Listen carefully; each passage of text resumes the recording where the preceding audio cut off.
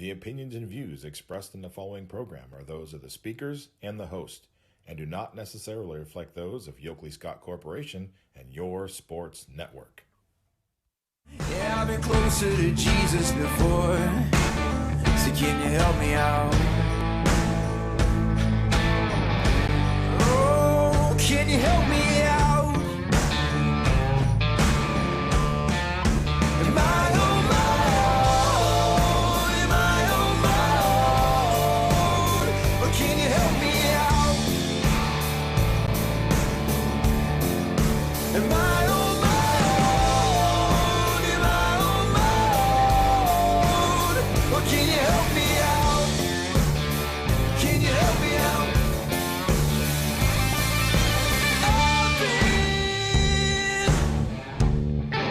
Scared to look at my soul.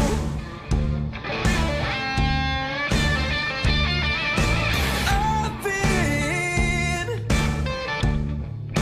afraid I would follow alone. Yeah, afraid of the things I've been told. Welcome into a Wednesday edition of Running Points presented by Greenwood Chevrolet on Mahoning Avenue in Austintown. If you're in the market for a brand new or slightly used automobile, you owe it to yourself, you owe it to your wallet to check out the good folks at Greenwood Chevrolet on Mahoning Avenue in Austintown. They got a great sales department, finance department, and service departments. So before you put pen to paper and sign 5 to 7 of your years away in terms of car payments, you owe it to yourself to check out the good folks at Greenwood Chevrolet on Mahoning Avenue in Austintown. A little product placement courtesy of Anthony Hartwig over there. I feel like a flight attendant. Yeah. Buckle your seatbelts. And these are the exits down here. And, yeah. I can do the buckle. There you go. Yeah. Buckle your your seatbelts. Okay. That's how And you then do fasten it really, really tight. tight. Yeah. Let's get to local sports. Yeah, we had some baseball and we had some softball yesterday. Good thing we had it yesterday because we're not going to have a lot of it. Yeah, we're not going to have anything today because of the snow. YSU was penalized for some violations. The football team has been penalized, not severely, I would say. We will get to the complete Megan report. It's a rather lengthy report. We will read verbatim from the NCAA, but first we want to get to some games that were played yesterday that had some implications. The biggest of which comes out of the All-American Conference Red tier, where Monday Canfield plastered the Fitch Falcons, and yesterday it was not a plaster, but it was a dominant pitching performance. Well, Ryan Petro was 2 pitches away from a perfect game. He hit a batter in the 7th, and he gave up a double in the 2nd. Other than that, no hits from the Falcons, no errors from the Cardinals. So 2 pitches away from a perfecto. Yeah, and no walks from Petro. One pitch away from a no-hitter. Yeah. So the pitching staff for Canfield is just like a cheat code. You know, it's like they're out in the dugout and they're pressing down, down, AA, up, right, down, right, BB, A. I think they have a controller. Yeah, it's pretty tough. And as we've mentioned, Canfield has a very, very good chance to play in Akron in June. Look, Roth pitched really well for Fitch. I mean, it was right there. He only gave up 4 runs on 5 hits. Unfortunately, he just went up against Ryan Petro, who was just lights out, dominant one-hit baseball. Yeah, 4-0 Canfield beats Fitch. So Fitch now has 2 losses in the All-American Conference. And when you consider, the All-American Conference consists of a total of 8 games played, and that's 2 against, if you're Fitch, 2 against Canfield, 2 against Boardman, 2 against Harding, 2 against Howland. Okay. You already have 3 losses because you lost to Canfield twice and you lost to Howland once. So the best you can do now is 5-3, where they're right now sitting at 3-3. You've got Harding left. The best you can do is 5-3. Boardman already has at least 2 losses. and possibly a third. I don't know what they did to Howland. They played Howland. They played them on Monday and beat them. Yeah, okay. Yeah. Let's say the softball and baseball both played Howland last night, but I didn't see a score. Yeah, the Howland beat Boardman 2-1 yesterday. Okay. So now Boardman has 3 losses. I mean, you can pretty much pencil in Canfield to win the AAC championship based upon the fact that they've already beaten Howland twice. They've already beaten Fitch twice. They're going to play Boardman here pretty soon. I guess they're going to play Harding. They got to play Harding. Oh, no, they've already played Harding, if I'm not mistaken. I'll bring up their schedule. Yeah, so it's you can pretty much give them the championship right now, the league championship. But I think that Canfield has a little bit more importance on their plate yet. Here's Canfield's remaining schedule. They play Friday. All these are scheduled, obviously subject to change. They play Friday versus Medina. Medina. Yeah. Medina, won't you blow? Won't you blow your horn? Someone's in the kitchen with Medina. That's all I'm gonna say. You know. Yeah. You're not responding to me like you know what I'm going. Yeah, but it's Dinah, not Medina. Okay. You know. The cultural reference 1206. It didn't land. We'll get another one because that one didn't land at all. Alrighty then. They play Boardman twice on Monday and Tuesday. So Boardman they haven't Monday. played Boardman yet. At Boardman Monday and home against Boardman on Tuesday. Okay. They have Alliance in Alliance on Thursday. That's next Thursday. And hopefully Gavin Bruni pitches. Then Monday the 3rd, they will play Howland at Howland. On Tuesday, they will at Howland, and then on home against Howland on Monday. Okay. Wednesday, the 5th, they're playing Louisville at home. Okay. And they're at Louisville, so they have a home and home against Louisville. Cathedral Prep. Erie Cathedral Prep. That'll be a really good game. Toronto on the 12th of May. Defending Division 4 state champs. That's a good non-conference game. And then they are on the road for the last 2 games of the season at South Range on the 13th of May and at Solon on the 14th of May. And that's a really good get. Both of those teams are a really good get for Canfield. So they have 4 league games left. Right. So essentially they're 4-0. Fitch has already lost 3 league games. Look, at this point, you just start kind of sharpen yourself for the tournament. Well, exactly. And the game against South Range, I think, is going to be a lot of fun because you have arguably the best chance to make some noise in Division 2 against arguably the best chance to make some noise in Division 3. Let's see what happens. I made mention, and I know Canfield fans may not have liked what I said, when I said, hey, I hope Gavin Bruni pitches.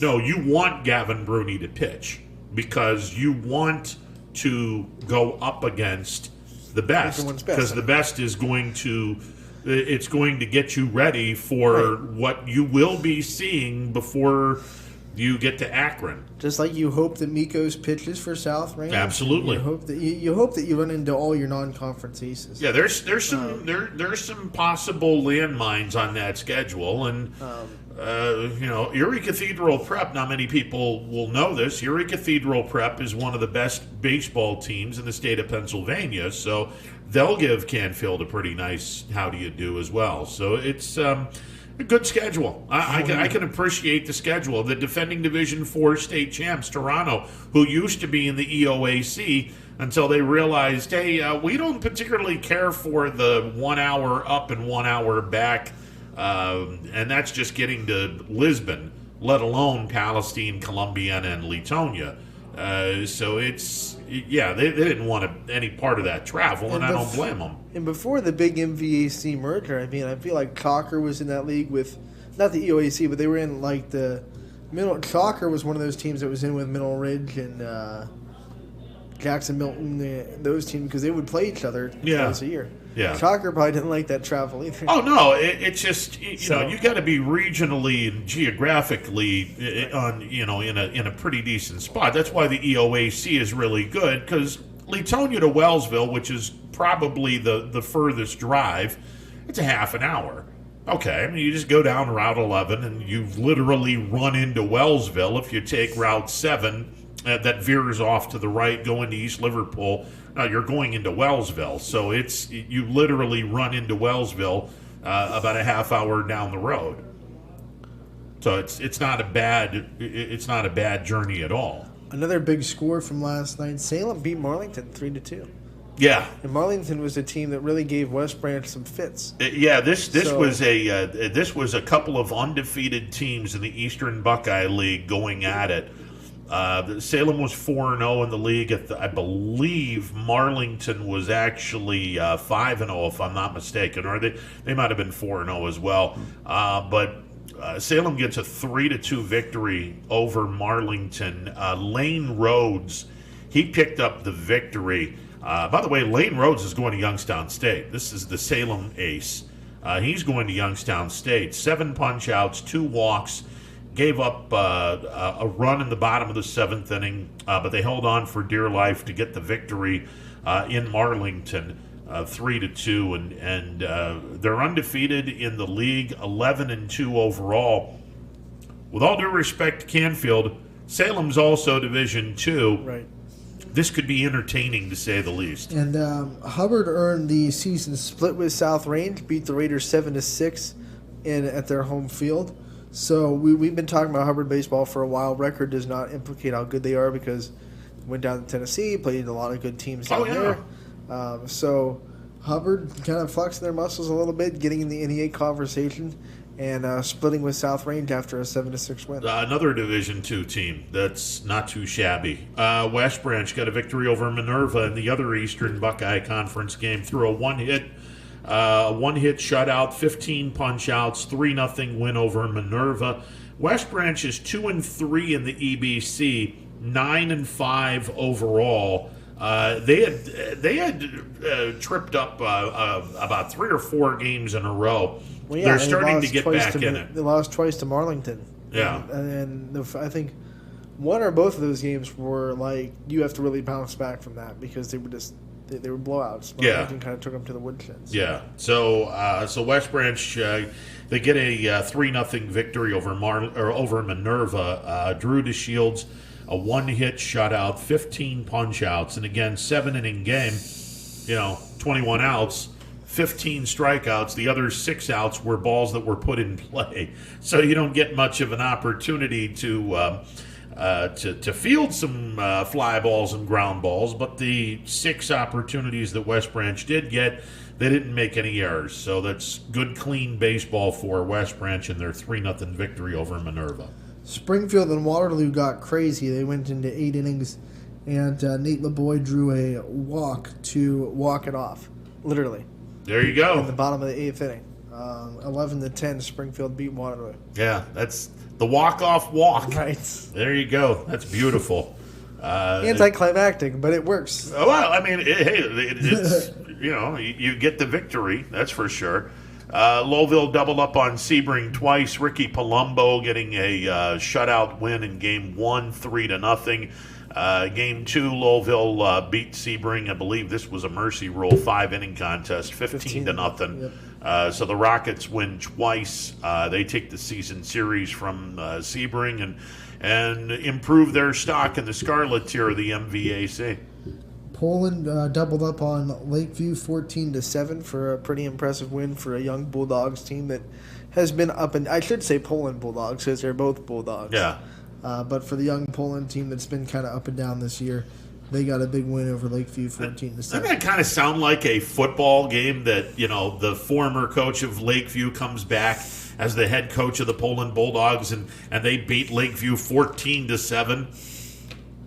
I mean, maybe it kind of sounds like it. Maybe a glimpse into the future. I don't know. I'm just saying it sounds like a football game played between those two teams, and the score would pretty much be that because both of those teams were, at least in the past, defensive-oriented teams. So, wouldn't surprise me if a score like that were to come about in the fall.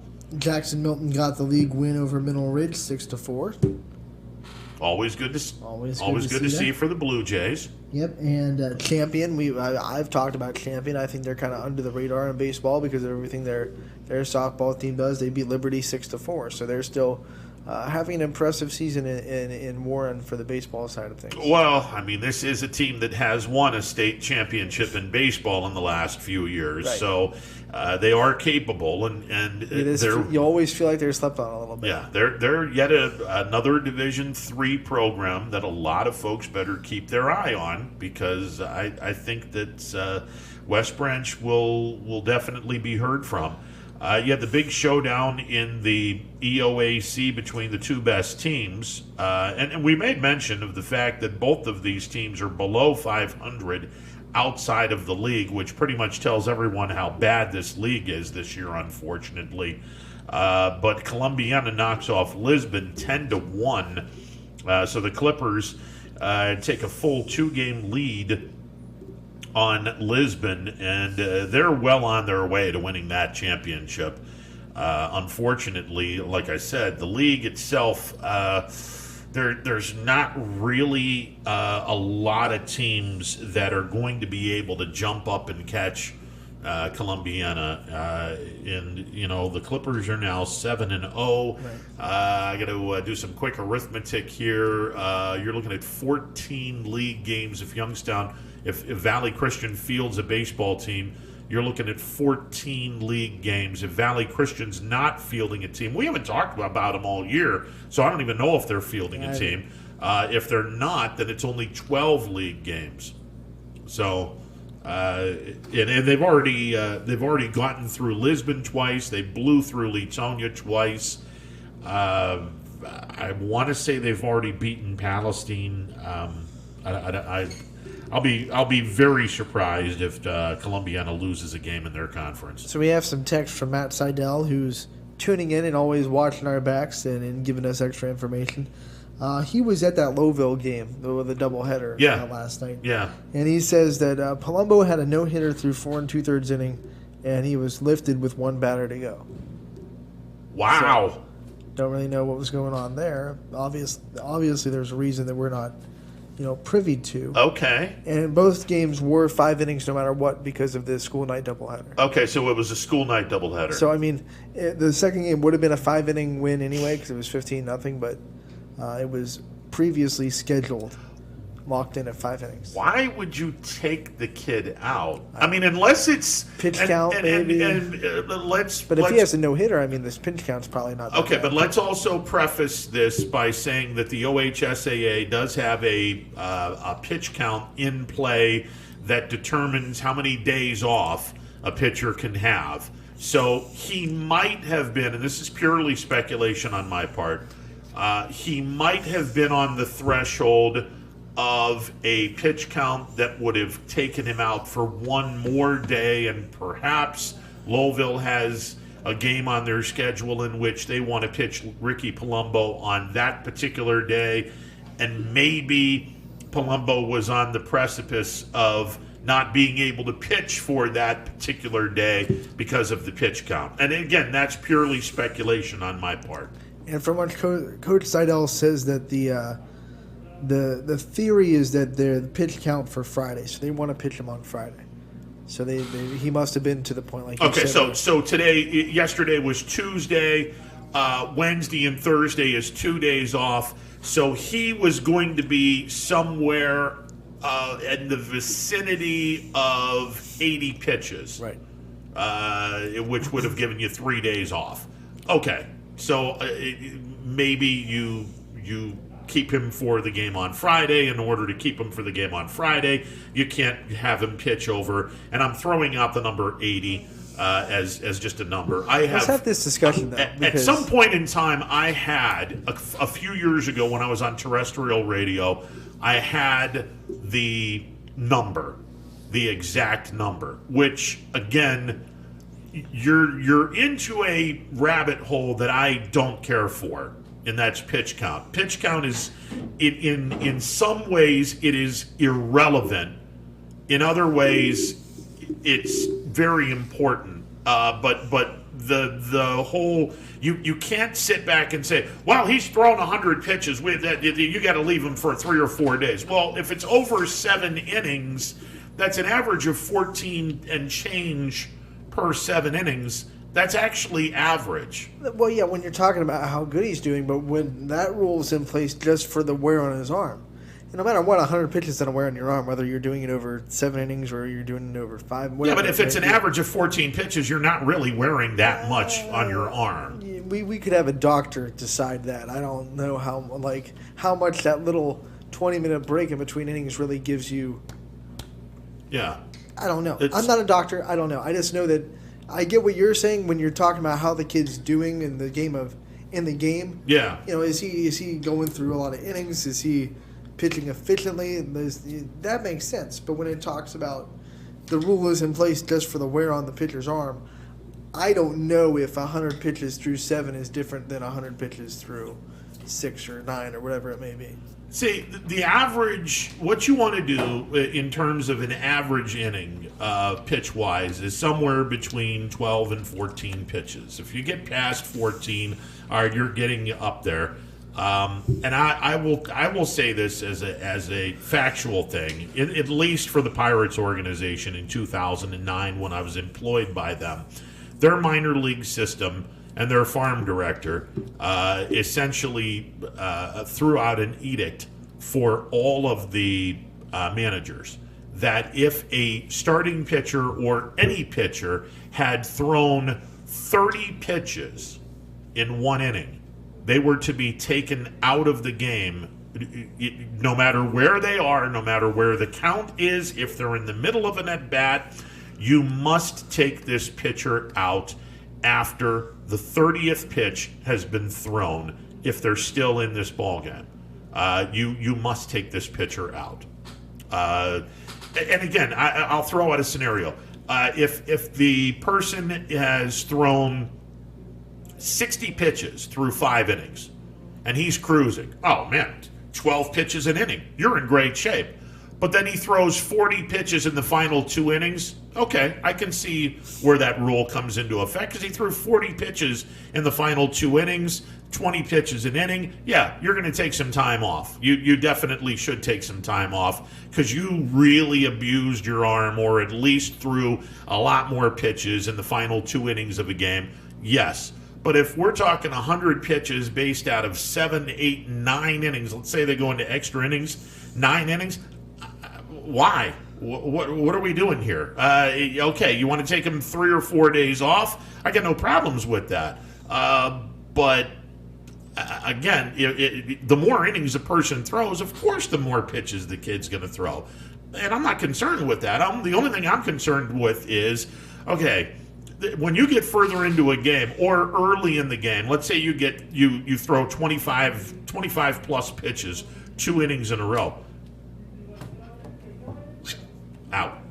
You're done. You know, we're not going to do this anymore because you've already thrown 25 plus pitches for 2 innings. I'm taking this kid out. But he only threw 50 pitches. It doesn't matter. He threw it over 2 innings. I'm taking this kid out. You got to have some common sense from that perspective. But if it's 50 pitches over 5 innings, it's 10 pitches an inning. You're taking him out because he's struggling in the sense of the game, not because he's putting more wear on his arm. Oh, I'm taking him out because he's thrown 25 pitches in an inning. But 100 pitches is 100 pitches, whether you throw it in 7 and you're really dealing, or you throw it in 5 and you're struggling. No, there's a huge difference between the two. Not to the wear on your arm. There's a difference in the idea of the game. Like, okay, this kid's pitching really well. This kid's not pitching really well. But in the fact, I would assume that the wear on your shoulder, doing this 100 times in one night, doesn't matter if you're pitching well and you do it through 9 or you do it not well and you did that through 5. I don't think it has, my opinion, not a doctor, I wouldn't imagine that it would have much difference on the wear it puts on your shoulder to throw 100 pitches in one night based on whether you're throwing well and you have an efficient 100 pitches or you're not throwing well and you have an inefficient 100 pitches. Well, because you're still putting all of that on your shoulder in one night. I get it. And there's a thing that people call pressure pitches. I don't know about that's that. In the pertain of the game. I don't think that has anything to do with it's physical mechanics. You know what I'm saying? Yeah. Not answering you, Montgomery, Alabama. I'm glad you get the you get the telemarketers as much as I do.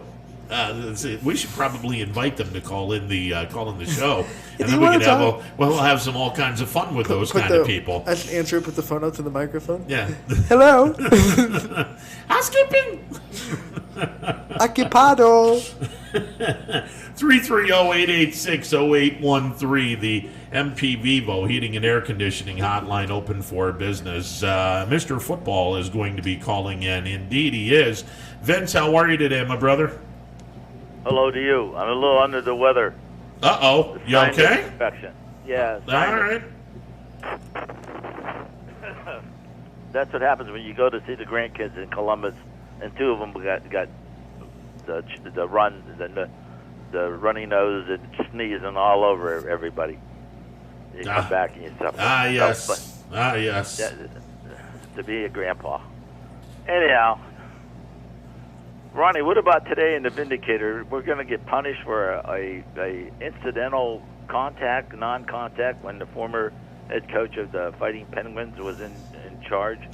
This was self-reported, so the punishment is not really a punishment per se, and we haven't gotten to this story, but I put a call in, and the 2 years probation is essentially has nothing to do with the postseason. Penguins will still be in the postseason if they're deemed worthy to be in the postseason. The 2 year probation is essentially you turned yourself in, we know what you're doing, or we know what you have done. So over these next 2 years, you better have all your I's dotted, all your T's crossed, or there's a chance we could throw you to the wolves. So it's the 2 year probation is they're going to be watching Youngstown State. YSU has to pay a $5,000 fine, a reduction of football official visits by 3 during the 2021-22 academic year, a 2-week ban on unofficial visits during the 2020-2021 academic year, a 2-week ban on all recruiting communication during the 2020-2021 academic year, a reduction of football evaluation days by 3 for next year, 2021-2022. The assistant coach, who is still at YSU in question, was suspended from all coaching duties during 3 preseason football dates, and the assistant coach was also banned from recruiting activities from February 13th through February 26th a couple of months ago. So they turned themselves in a few months ago, and the report finally came out from the NCAA. So essentially, the Penguins, if they're good enough to be in the playoffs the next 2 years, they'll still go to the playoffs. They just got slapped on the wrist because they turned themselves in. And more importantly, the NCAA now has YSU on their radar. Well, that's all they need. I mean, I feel for this new coach. He knows now where his team is at, and some people say, "Oh, the cover wasn't left bare. It wasn't left bare." There was some kids down there. The quality kids, either A, graduated, B, transferred, or the new ones. He has a plethora of freshmen and redshirt freshmen that no one's seen them play yet. Yeah. And I think this spring ball football season, call it what you may, gave the new coach a little idea where he's lacked in and where he got to recruit heavier in. Well, and Vince, to be honest with you, I think that the 7-game season that the Penguins had was a hell of a lot better than playing against themselves. Yeah. I think that long term, this is going to give the Penguins a much bigger boost. And I think we have a quick turnaround. It's 3 months before these guys start getting back into football camp. We have an idea now. We have an idea where this program needs to improve. I had Bob Hannon on Monday. I truly believe that YSU will be heavily into the transfer portal. I believe they need some receivers that can separate themselves from DBs and be a little more consistent in catching the ball. I still believe a pass rusher would be in the offering, although the defensive line stopping the run did a really nice job in the spring portion of the season. So I thought that along with yourself, I didn't mean to interrupt, but I thought along with yourself and some of the other people that watch YSU is that their plus was on the defensive side of the ball. The offensive side was a little lacking. We ran the ball good at times. We didn't run the good. Passing was terrible. When you and I both discussed it, Ronnie, when it's 3rd and 10 and you go a 5-yard out pattern, it's not going to get you at 3rd and 10. No, I agree, and I don't know if that is the. And you're thrown to your tight end. Well, and again, I don't know if this is if we're to blame this on the quarterback. I don't know if we blame this on the receivers. I don't know if we blame this on the offensive coordinator, a combination of the three. What I do know is in the games that I saw physically with my own 2 eyes, well, 4 if you include the glasses, look, I did not see very many receivers separate themselves from the DBs. And I did not see the receivers catch the ball consistently like a FBS or an FCS receiver should. So I think that the receivers are certainly something that needs to be improved upon. And truth be told, I'm not convinced that Mark Wade is the guy that's going to lead Youngstown State. And clearly, neither is Doug Phillips, because he said that if there was a way to get a quote big-time quarterback in the transfer portal, he'd be all for it. So that pretty much sends a message as well. Well, the other thing too, I was looking, hopefully that we were going to establish something and somebody take a hold of it. Wade took he did what he did and he got the start at the beginning, then he got hurt. Do we rely on him, or we turn it loose in fall camp and maybe don't use the red shirt on that one quarterback and let him have the competition against Mark, and then whoever wins it, let them start the games for us. Honestly, I think they're going to know what you got with Mark. Yeah, honestly, I think they're going to go full bore and have an open camp, and whoever wins is going right, Ronnie. Whoever wins is going to be the starting quarterback, and that'll be the end of that. I don't believe that Mark Wade is the starting quarterback in the fall. I don't think that's etched in stone, because I don't think Mark did enough to be the starting quarterback this fall. Luckily for us, we didn't have to face that kid that's in the NFL draft. And I don't think we saw him play against YSU. He didn't play against YSU the time before that we played him. Is that true? I want to say that he did play in the Fargo Dome. Was it last year? I might be wrong on that. The year before that. The year before that. I want to say that he did, but I might be wrong on that. Because I thought that other quarterback that took him to the championship was the guy after the guy that went to the Eagles.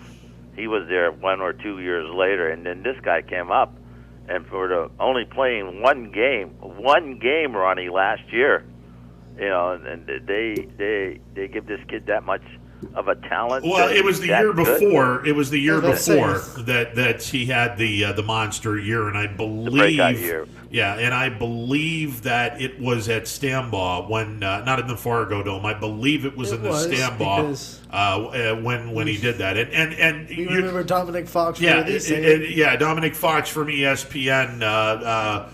Kind of cut Youngstown State down, and the scouting report or the highlight package of Lance had a lot of Penguin highlights. At Stambaugh. So that would have been the game at Stambaugh 2 years ago. 2 years ago. Okay, yeah. I stand corrected then, because I noticed when they showed them on ESPN, I said that looks like our helmets, and we're the only ones that got a Y on their helmet, And so for what he has accomplished in this short period of time, I mean, if one of those teams, is going to take a shot at him as their number one choice, God bless him. Well, he's going to be a first-round draft pick because at this point in time, general managers become stupid crazy over quarterbacks, and and he'll be a first-round draft pick. I just don't know where he's going to land. It wouldn't surprise me if New England made a play for him, because they're going to need a quarterback at some point in time. But to back up their quarterback. Well, I mean, and to ultimately Former be the MVP starting of quarterback once Cam Newton decides to call it quits, because he's clearly on the other side of his prime. Yeah, but I'll be, the big question, and this is 1 week from tomorrow, we're going to have this question answered. What does Atlanta do it for? Because I think that's going to be the first really, really big question about the NFL draft. We pretty much have an educated guess on the first 2 picks, and the 49ers, they're either going to go with Fields from Ohio State or the kid from Alabama, and then you have Atlanta at 4. Do they go quarterback? Do they trade the pick and get a ransom in return, and somebody takes the Pitts kid from Florida, who may be the best player in this draft?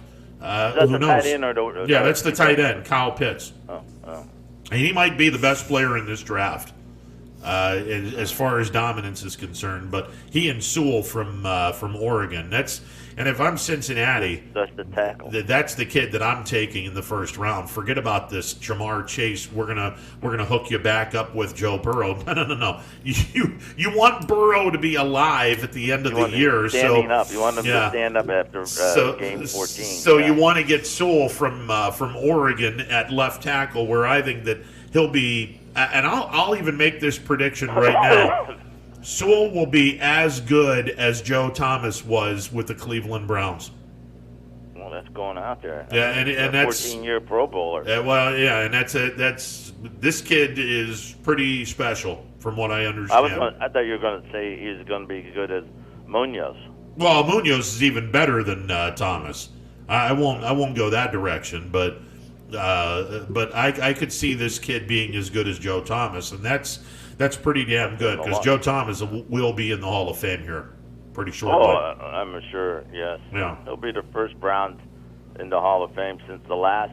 Who was the last one that we got in the Hall of Fame? Well, he'll be the first one in the new era to be put in the Hall of Fame. 2000. Yeah. He'll be the first one since the Browns came back in '99, at least playing for the new organization. All right, Ronnie, I'll let you get back to shepherding the internet. Appreciate it, sir. All right. All right. Thank you, sir. The USSYSN. Just call Anthony over there, Captain James Tiberius Kirk. Beat me up, Scotty. Scotty, you hear me? Scotty's in the office. He is in the office, so we can say "beam me up, Scotty." There you go. All right. Well, we're going to take a timeout and get back to this conversation. And during the timeout, perhaps, I can fish out the numbers of what the number of pitches is in order to have no days rest, 1 day rest, 2 days rest, 3 days rest, and whatnot. We will try to fish that out. We'll take a timeout, be back with more. It is a Wednesday edition of Running Point. By the way, coming up at the top of the hour, Brian Tolnar needs to explain just what the hell we're getting into this weekend on the PGA Tour in New Orleans, because I have no idea what this is about. 2 players, and they're on one team, and it's convoluted. We'll talk to Brian about that at 1 o'clock, and we'll also talk about the inclement weather. What does it do for Mill Creek? Probably nothing, but we'll get his take on it. Stick around, more to come on this Wednesday edition of Running Point. New things happen all day.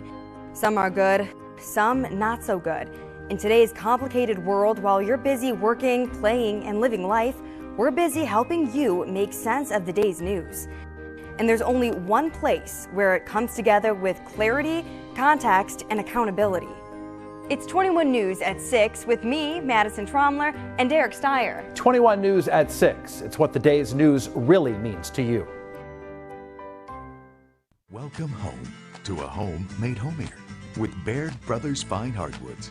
Inspiration starts at BairdBrothers.com and is turned into reality when high-quality hardwoods are delivered right to your home. Baird Brothers has the latest design trends: shiplap and skinny lap interior siding, antique oak rustic flooring. And, well, you'll find them all at BairdBrothers.com. Ordered easily, delivered conveniently, enjoyed comfortably. BairdBrothers.com. WRS Wealth Advisors, the area's premier wealth and retirement specialists. Located on South Avenue in Boardman. Hi, this is Jim Myers with Myers Family Insurance, your local Medicare and retirement resource. We're excited to have sports back. Whether you're on the field or cheering from the stands, sports unifies communities and brings hope for the future. We're all one team working together. At Myers Family Insurance, we know the importance of a great team. Our team continues to grow to help you with your Medicare and retirement needs. The annual election period is October 15th through December 7th. Now's the time to make sure your plan continues to meet your needs for the upcoming year. Call today. Hi, I'm Colin Chupa. And I'm Kelsey Clem from K-Squared Marketing. Our boutique marketing firm specializes in media planning and buying, public relations, event marketing strategies, and strategic sponsorships. We can integrate our services with your existing game plan, or we can be your entire marketing team. Your goals, our game plan. Let's win together. Call K-Squared Marketing at 330-623-2730 or visit ksquared.marketing to learn more.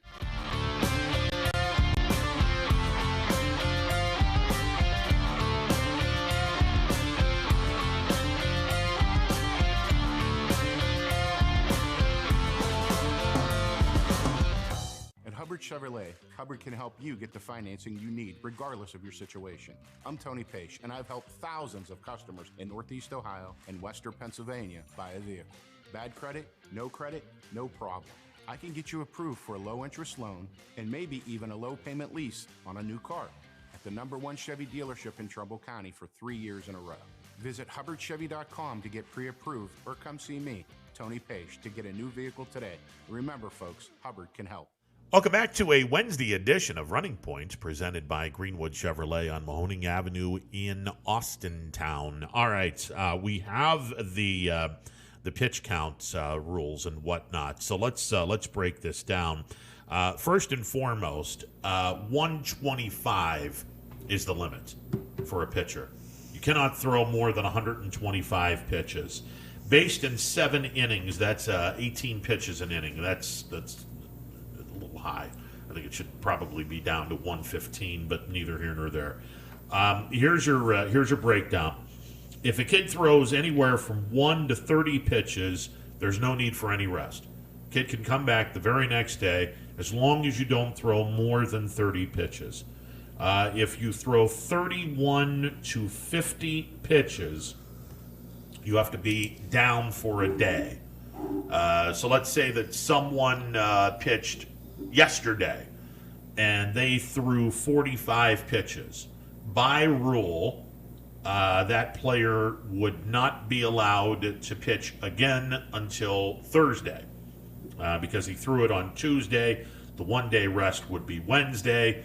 He would pitch again on Thursday. 2 days rest. That is going to take place anytime a pitcher throws 51 to 75 pitches. 2 days rest. That's going to be 2 days rest. All right. So let's say last night, I'll throw out an arbitrary name because Alex Nicholson is the first guy that I saw. This is a 5-inning mercy rule game. Alex Nicholson struck out 7, walked 2 for the now 9-3 Matthews Mustangs. And let's say in those 5 innings, that young Mr. Nicholson, no relation to Jack Nicholson, probably not. Don't do it. You can't handle the truth. He would be down until Friday. If he threw anywhere from 51 to 75 pitches on a Tuesday, Wednesday he's off, Thursday he's off, he will pitch on Friday. Okay. If you throw 76 to 125 pitches, you are now down for 3 days. So if you were to pitch Tuesday and you threw a complete game and the complete game was 80 pitches, you would not be allowed to pitch until Saturday because Wednesday would be day number 1 of rest. Thursday would be day number 2. Friday would be day number 3. You would be eligible again to pitch on Saturday. I kind of, sort of like this. The only thing that I would change on this, there's 2 things that I would change on this. Number 1, the daily pitch limit shouldn't be 125. It should be 115. 115 is an average of 16 pitches an inning. That's more than enough. And the other thing is, if you throw over 100 pitches, you should be 4 days off, not 3. Now, I understand because baseball teams, especially in the smaller schools, you don't really have a whole lot of pitchers. So I understand why the 3 days of rest. But to put this in proper context, major leaguers don't even go 3 days rest anymore. I mean, only in the postseason do they do that. And we're talking about starting pitchers that have thrown 75, 76 or more pitches. They're not coming back for 4 days. And those are the best of the best of the best of the best. I understand this rule's in place because there's not a lot of pitchers on a chosen baseball team. But I would not want to have, if I had a kid and he was blessed enough with athletic ability, side note, he wouldn't be my kid. I was about to say that. But I'll say it. I'll be freely saying either that or he gets all of his athletic ability from his mom. So there you go. Well, that's never going to happen either. The theme song to Ron's kid would be the Chariots of Fire. Well, I mean, you never know. I could hook up with a supreme athlete, and then we have a supremely athletic kid. I don't think so. Who gets nothing from me? Not at this point, no. Probably not.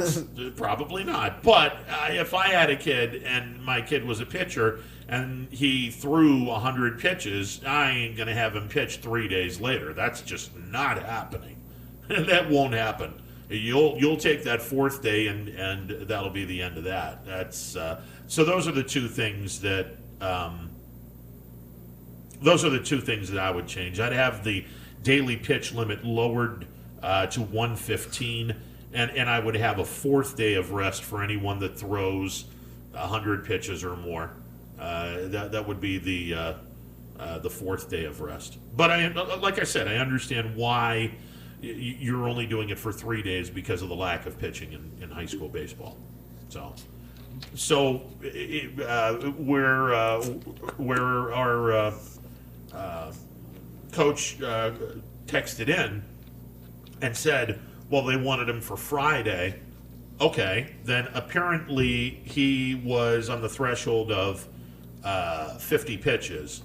Or not 50. He was on the threshold of 75 pitches. Well, anywhere between 51 and 75 would have put him out for 2 days, right? Yeah, so Tuesday, Wednesday, Thursday, so he's pitching on Friday. Right. So he was getting close to 75 pitches, or close to 76 pitches, which would have put him into Saturday. So here's the discussion. Outside of that, because I don't want to single out Louisville.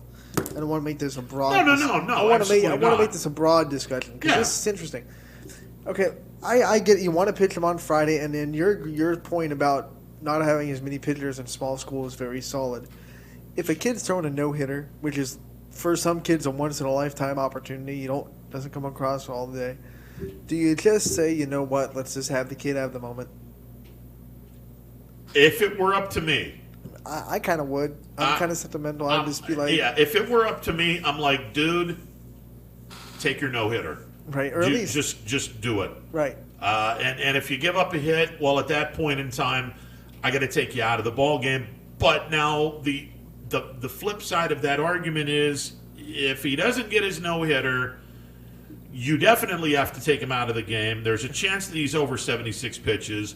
You don't get the victory on Friday, or at least you don't get to pitch him on Friday.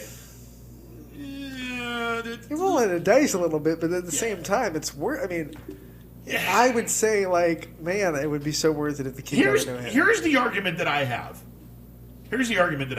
If you're 1 out away from a no-hitter, and we're throwing every name, every school, and throw that out. I'm just generically saying, if you're one out from a no-hitter and you're up against the 75 pitch count and you have a chance of possibly getting over that threshold, and as a coach you want this kid to pitch on Friday against a league opponent, but the kid has a no-hitter and you know it's a 5-inning game because it's a school night doubleheader, screw Friday. I gotta give this kid a chance to throw the no-hitter. I just do. I'm sorry. I don't care if it's a regular season game. If this were a tournament, okay, now I gotta sit back and go, listen, I'm sorry, you're not getting your moment because this is a tournament, and tournament is about team, and you're not going to upstage my team, so you're not getting your moment. That's the flip side of the argument. It's like, I'm sure people would say, well, is that no-hitter more important than winning on Friday, you know? But it's a regular season game. I know, it's regular season, and especially since there's no, we have to get to this point, and this many wins to get in the playoffs, everyone gets in the tournament. Yeah. I can comfortably be okay with giving the kid his moment to pitch the no-hitter, even if it means you can't pitch on Friday. Look, it's all about you getting... I want you to get the no-hitter. I want you to be able to have that moment. As much as he would have the headline, that's a team moment. Absolutely, it is. Because, the team's going to be backing him.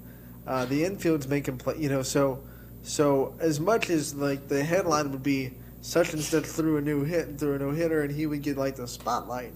Internally, in your inner circle, you understand that's a team moment, and maybe not just for the pitcher, but for everyone that's been fighting for him all game, maybe making some really good plays. Yeah. So he could get that no-hitter. That's a team moment. I mean, unless, of course, the kid throws 5 no-hit innings and punches out 15 kids, then it's not really a team moment. Then it's the pitcher and catcher. It's the pitcher and the catcher that basically just played a game of catch with some clown trying to swing and miss at everything. So, but I mean, look, you're not gonna strike everybody out. You do have to have some moments from your infield and your outfield. Did you see last week that there was a softball pitcher that did go and struck out 21 batters in 7 innings of perfect? Did they give up college, anything? Division I college. So she literally pitched a perfect game. North Texas. Well, yeah, it was a perfect game no matter what, but it was just like the icing on the cake. Well, no, that's a literal perfect game where nobody put the ball in play. That's a literal perfect game. There's a perfect game, and then there's a literal perfect game.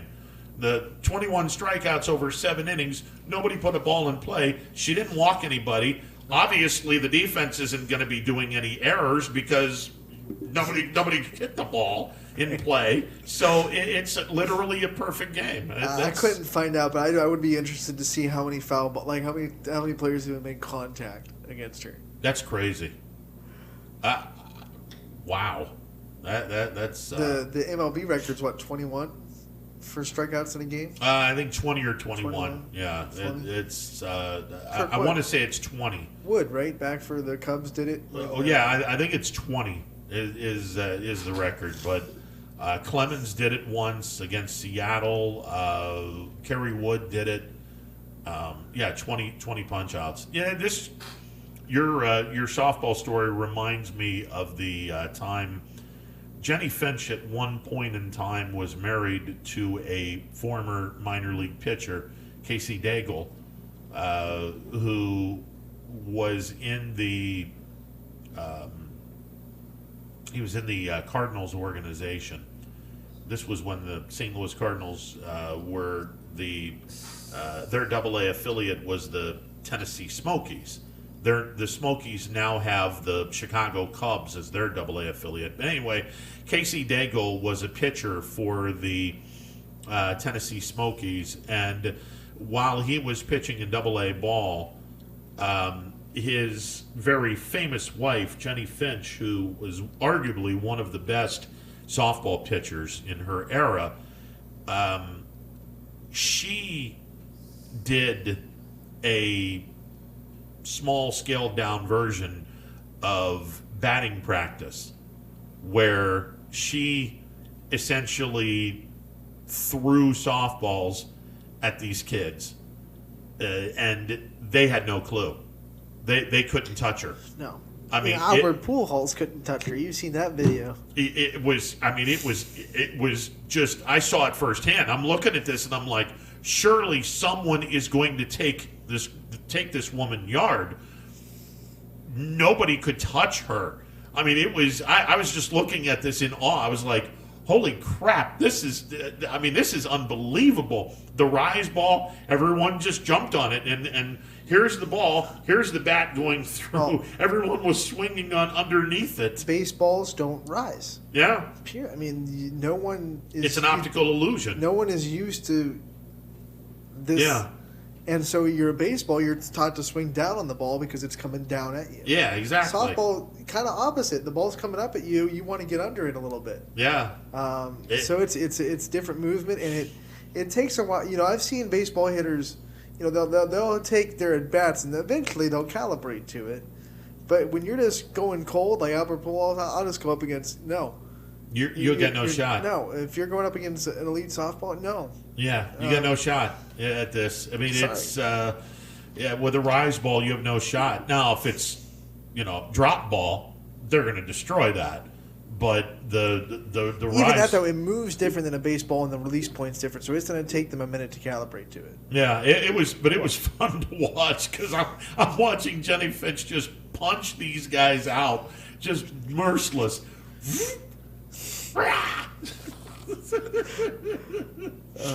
And then she turned around and sat in the wives' girlfriend section to watch her husband pitch, and he got destroyed that night, which was even better because I'm looking down because I know where she's sitting. I'm looking down and she's throwing all this other stuff, and I'm just like thinking to myself. And just to remind everyone, she basically put all of these guys in their place earlier in the day. She probably brought that on him because all these hitters were so ticked that this guy's wife just embarrassed him. Oh God, it was funny. Boy, storm's coming.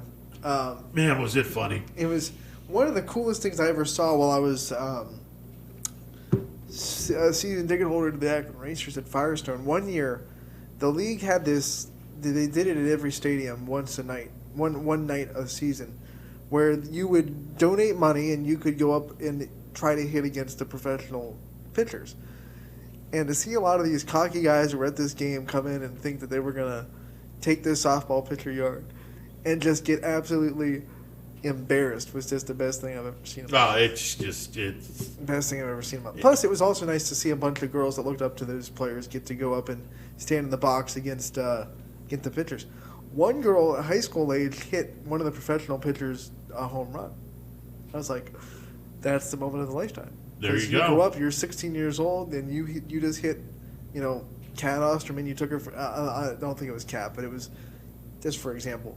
You just took a professional pitcher deep. That's like feather in your cap. Oh, absolutely. It would be the equivalent of a 16-year-old kid taking a major leaguer deep. Right. I mean, it just it doesn't happen very often, but when you do it, you can do whatever you want to do. Yeah, you round those bases, you take them. You have some fun with that. All right, we do have after Brian. Now that I just realized the time slipped, we have to get back to softball scores. Yeah, absolutely, we do.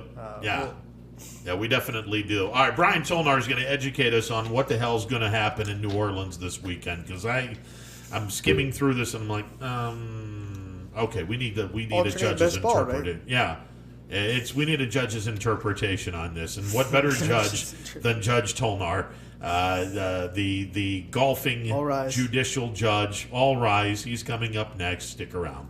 Quality, customer service, and integrity. Those are the 4 words that have driven our success since 1957 at Joe Dickey Electric. Joe Dickey Electric is one Mahoning Valley landmark business that stays current with the requirements of our customers. Family owned and managed, we are an electrical contractor and energy solutions provider. Every member of our team adds to his or her skill set through ongoing training. Residential, commercial, industrial, automotive, and more. We keep ahead of the needs of our customers with a fleet of more than 50 vehicles and 24/7 emergency service, so you're never left in the dark. The 4M Company, being an architect and construction manager for over 40 years, has had the opportunity to use many different electrical businesses for our projects. The depth, quality, and knowledge and attention to detail displayed by Dickey Electric makes them stand out above all the rest. For state-of-the-art expertise and a timeless commitment to our customers, contact Joe Dickey Electric. We are everything electrical. News doesn't stop after the sun goes down. Sometimes you just have to hustle to get it. At 21 News, no matter how far it is, no matter what it takes to get there, we're working to bring you the best stories and the freshest content at 11 p.m.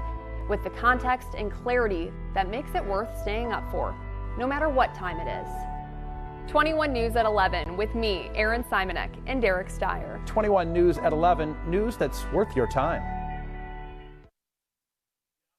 When looking for home design inspiration, don't just be inspired, be Baird inspired. Whether new or remodeling, Baird Brothers has the latest trends like shiplap to refresh your home.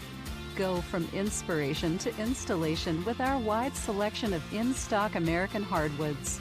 From the rustic charm of antique oak to the warmth of traditional cherry, Baird Brothers has what you need to make your home inspiring. Baird Brothers, our family's heritage, your family's home. Welcome back to a Wednesday edition of Running Point, courtesy of Greenwood Chevrolet on Mahoning Avenue in Austintown. And let me do my best court bailiff thing here. All rise. Golf court is in session. The Honorable Judge Brian Tolnar residing. He may be seated. We are seated. Thank you very much. All right, so before we get into what the hell is going on in New Orleans, stop on the PGA Tour, Mother Nature decided to be drunk and give us a little bit of snow that kind of curtails the golfing aspect of things. But again, we have this type of weather every now and then. It really doesn't do much damage to the course if it's a one-shot deal, correct, sir? Yeah, we're in pretty good shape. I mean, other than the fact that we're just not seeing golfers today. Everything's closed with the par 3 and the whole 9 yards, and canceled a bunch of lessons and classes and stuff. But Mother Nature has certainly been very feisty.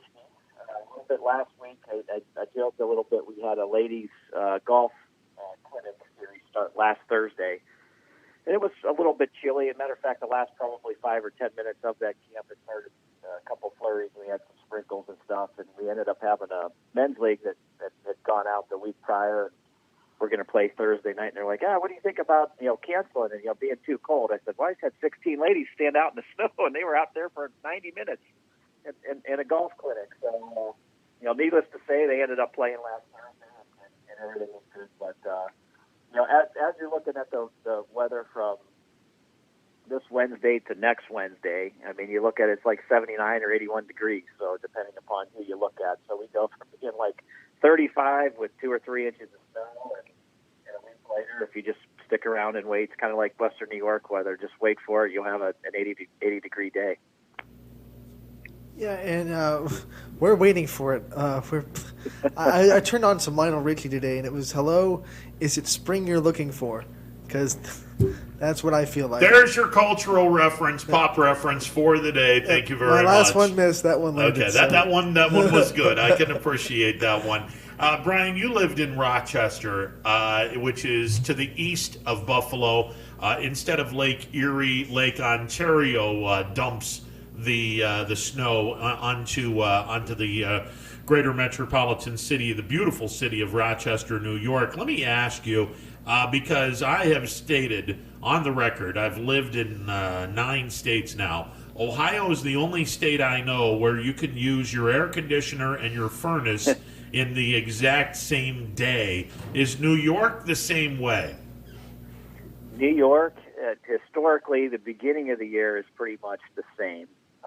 I will say that I talked to some friends up there on Friday and Saturday, and between Friday and Saturday, they got 6 to 8 inches of snow up where we were from. So, I mean, their golf courses, like here, have been open for the better part of a month, maybe a month and a half.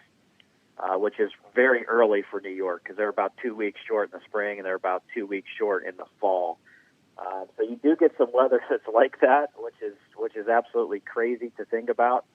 I thought we were going to dodge it, and I'm glad we didn't get what they got, over the course of the weekend because it was nice. We had folks playing golf Saturday and Sunday, but I saw what was coming in Indiana and Illinois, and it was dumping some pretty good snow. So I knew that this one we were going to be in a position where we were going to not avoid it. So yeah, it's interesting that the spot in Rochester that we live, which is just on the east side.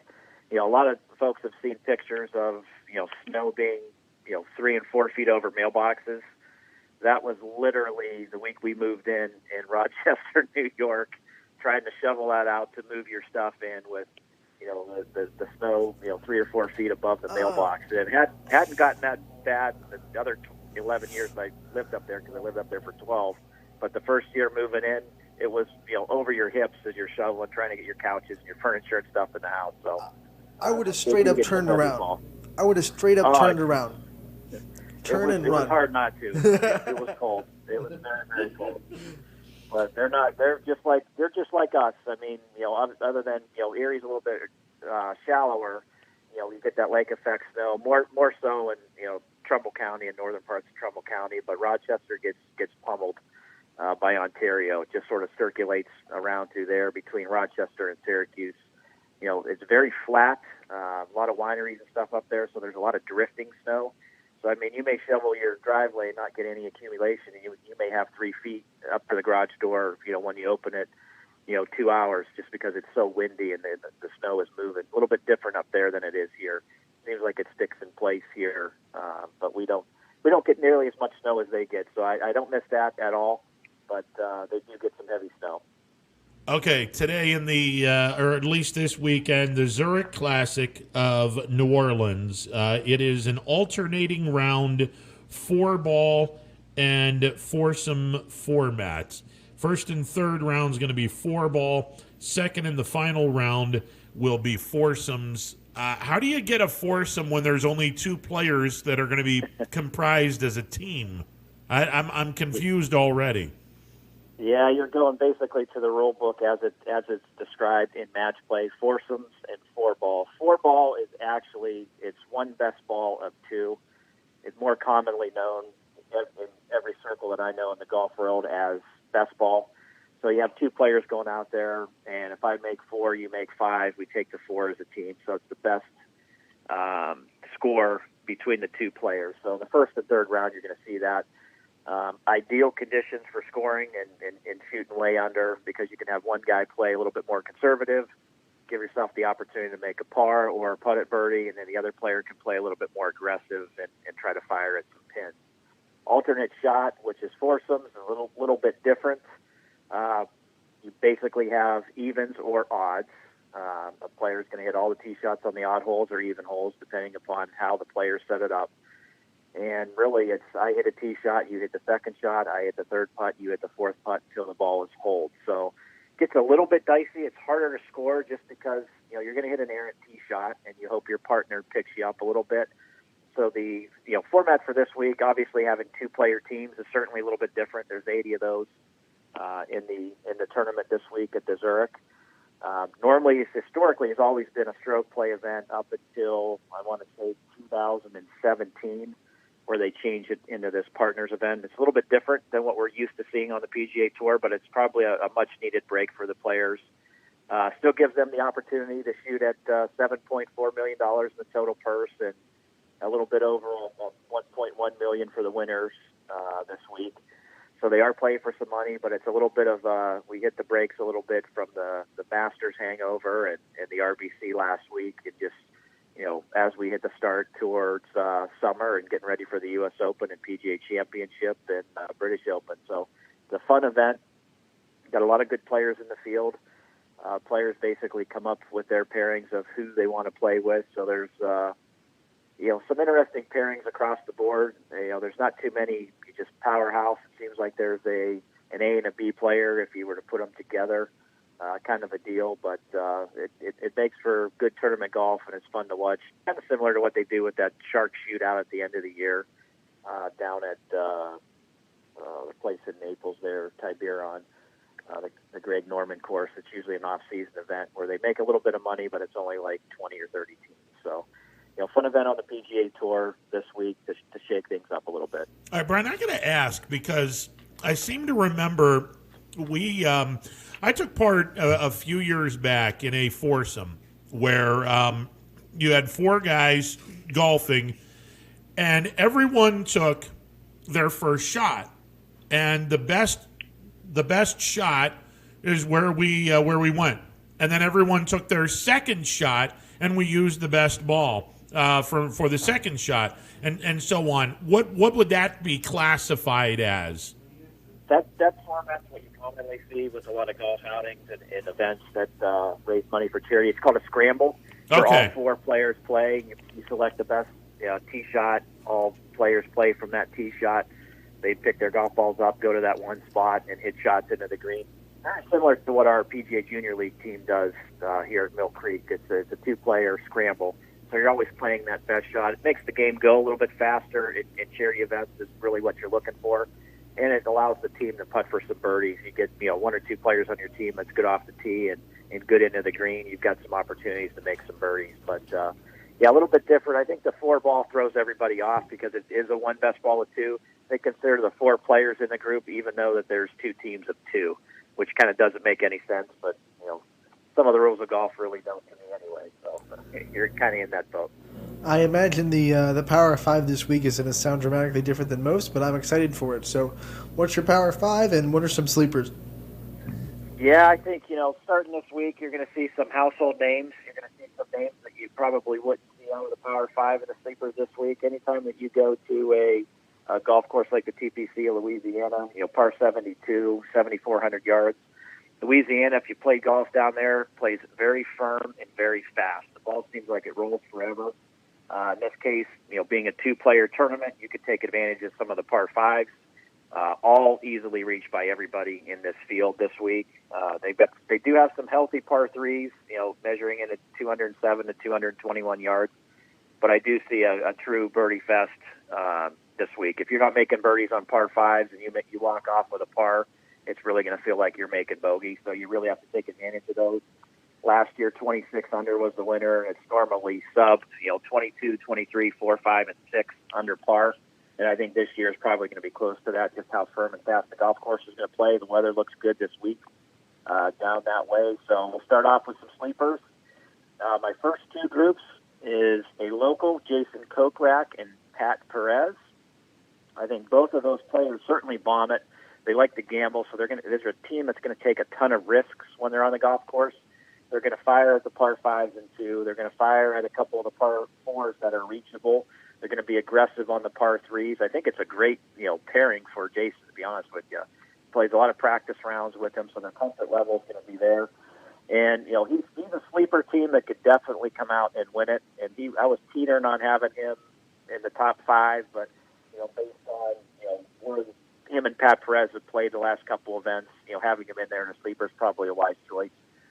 Second group in the sleeper category is Justin Rose and Henrik Stenson. Justin Rose, really found his game at the Masters 2 weeks ago, and I think he's going to, continue to live off of some of the momentum that he had there. And Henrik Stenson's kind of been up and down, but he's been more up than down the last 3 or 4 weeks on the PGA Tour. So I think with that combination, I think that they could be in the hunt. And if you could get Justin Rose making putts like he made at Augusta, I think he's a formidable candidate for having that team, coming down the stretch on Saturday and Sunday.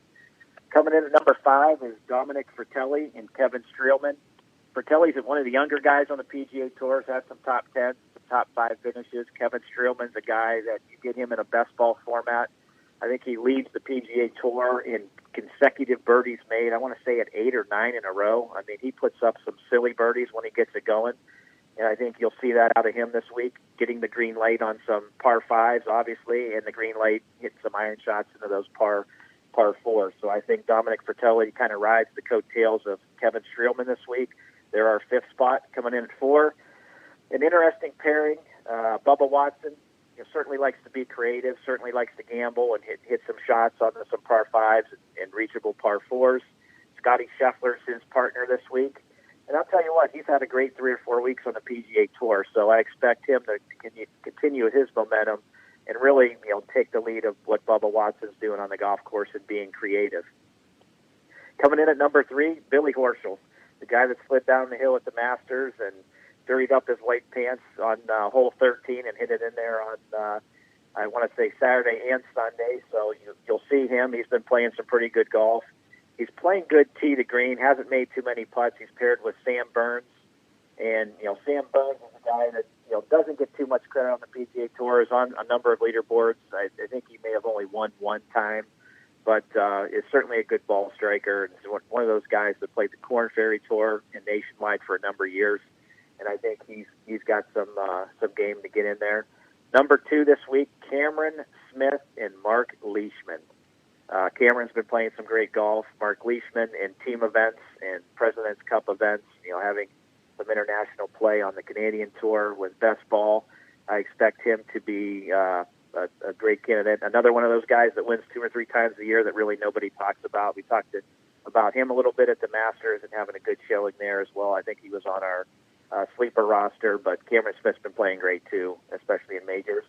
And at our number 1 spot, I'm going to go with the defending champion, albeit 2 years defending champion, because this tournament was one of the events that was taken down due to COVID, and that's John Rahm and Ryan Palmer.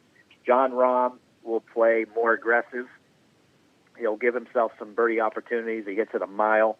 Ryan Palmer certainly no slouch off the tee, but I think he's the conservative player of the two, and both of those guys seem to play well off each other. Ryan hits a lot of good iron shots, and if John's driving it well, Ryan's going to hit some good shots when they get to that alternate shot format. And Ryan Palmer is one of those guys that if he gets the putter going, he can heat up and make a lot of birdies, and he can fire a lot of them at you. So I think the conservative play of Ryan Palmer, the aggressive play of John Rahm are certainly going to give it a good shot at a defense of their title from 2019. But, it's going to be a great tournament. It's going to be a shootout. It's going to be a birdie fest. If you love guys putting for eagle and putting for birdie, this is your weekend to watch the PGA Tour. My pick is in your Power 5, so I feel kind of confident about it. I wrote down Bubba Watson and Scotty Scheffler, so that's who I'm going with this weekend. I know you already talked about them, so I'll just go right to Ron's pick and see who he has. Probably some no names. No, actually, 2 guys that are really, really good, and I would think that this is the perfect match because, frankly, both of these golfers are really good. Patrick Cantlay and Xander Schauffele. I'll tell you what, that's a good one, and the odds have them in a favor behind Rahm and Palmer. There's no doubt about it. Schauffele's still feeling a little bit of the sting hangover from his Masters finish, getting it close there and just coming up a little bit short. And Patrick Cantlay has played very steady golf. I want to say the last 6 or 8 months. So I don't know anybody that besides him, other than Webb Simpson, have played extremely steady, on the PGA Tour. So that's a good pick. All right, I got to ask.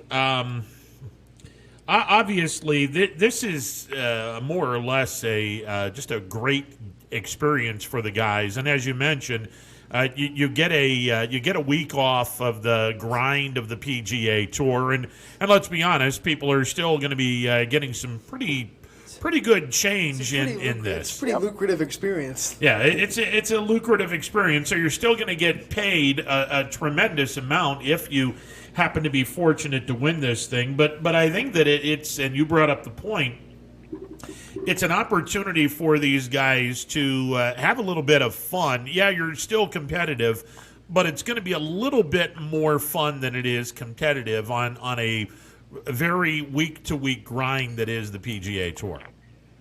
Oh, there's certainly no doubt about it. Playing for $7.4 million, which I think is the exact same purse that they played with at the RBC last week.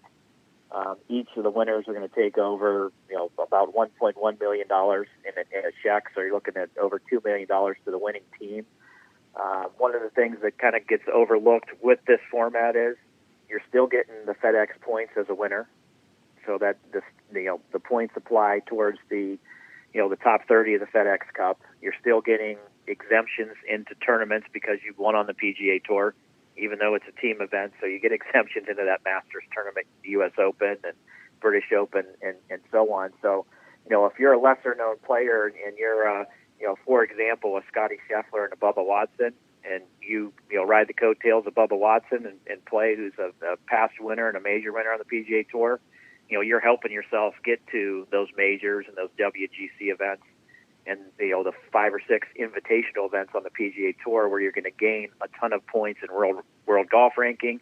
You're going to make a ton of money because those are limited field events, and the purses are generally in that $10 million range. So, that's why I think you see it. A lot of the teams this week, if you look at, both players, one sort of an A player, one sort of a B player. The B player may have won a time or two on the PGA Tour or had some top 10, top 5, top 15 finishes.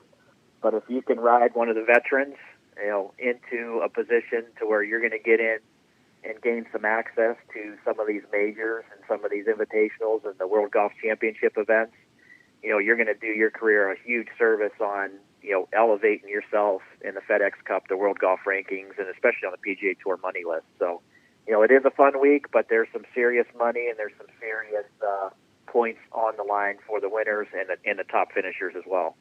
Is there any difference, kind of, golf is such a mental sport, the mentality, is there kind of a shift in the mental aspect of this kind of format? Well, I think if I'm a young player and I'm a rookie or a first-time or second-year player in this event and you've got a veteran as your partner, I think you can really rely on your veteran partner a little bit. The fact that, generally in a best ball format, one player is going to play conservative, the other one's going to play aggressive. If you've got a guy that's a really good iron player, especially when you get to the alternate shot, I want to have him hitting a lot of the shots, depending upon where the par 5s and the long par 4s and par 3s line up.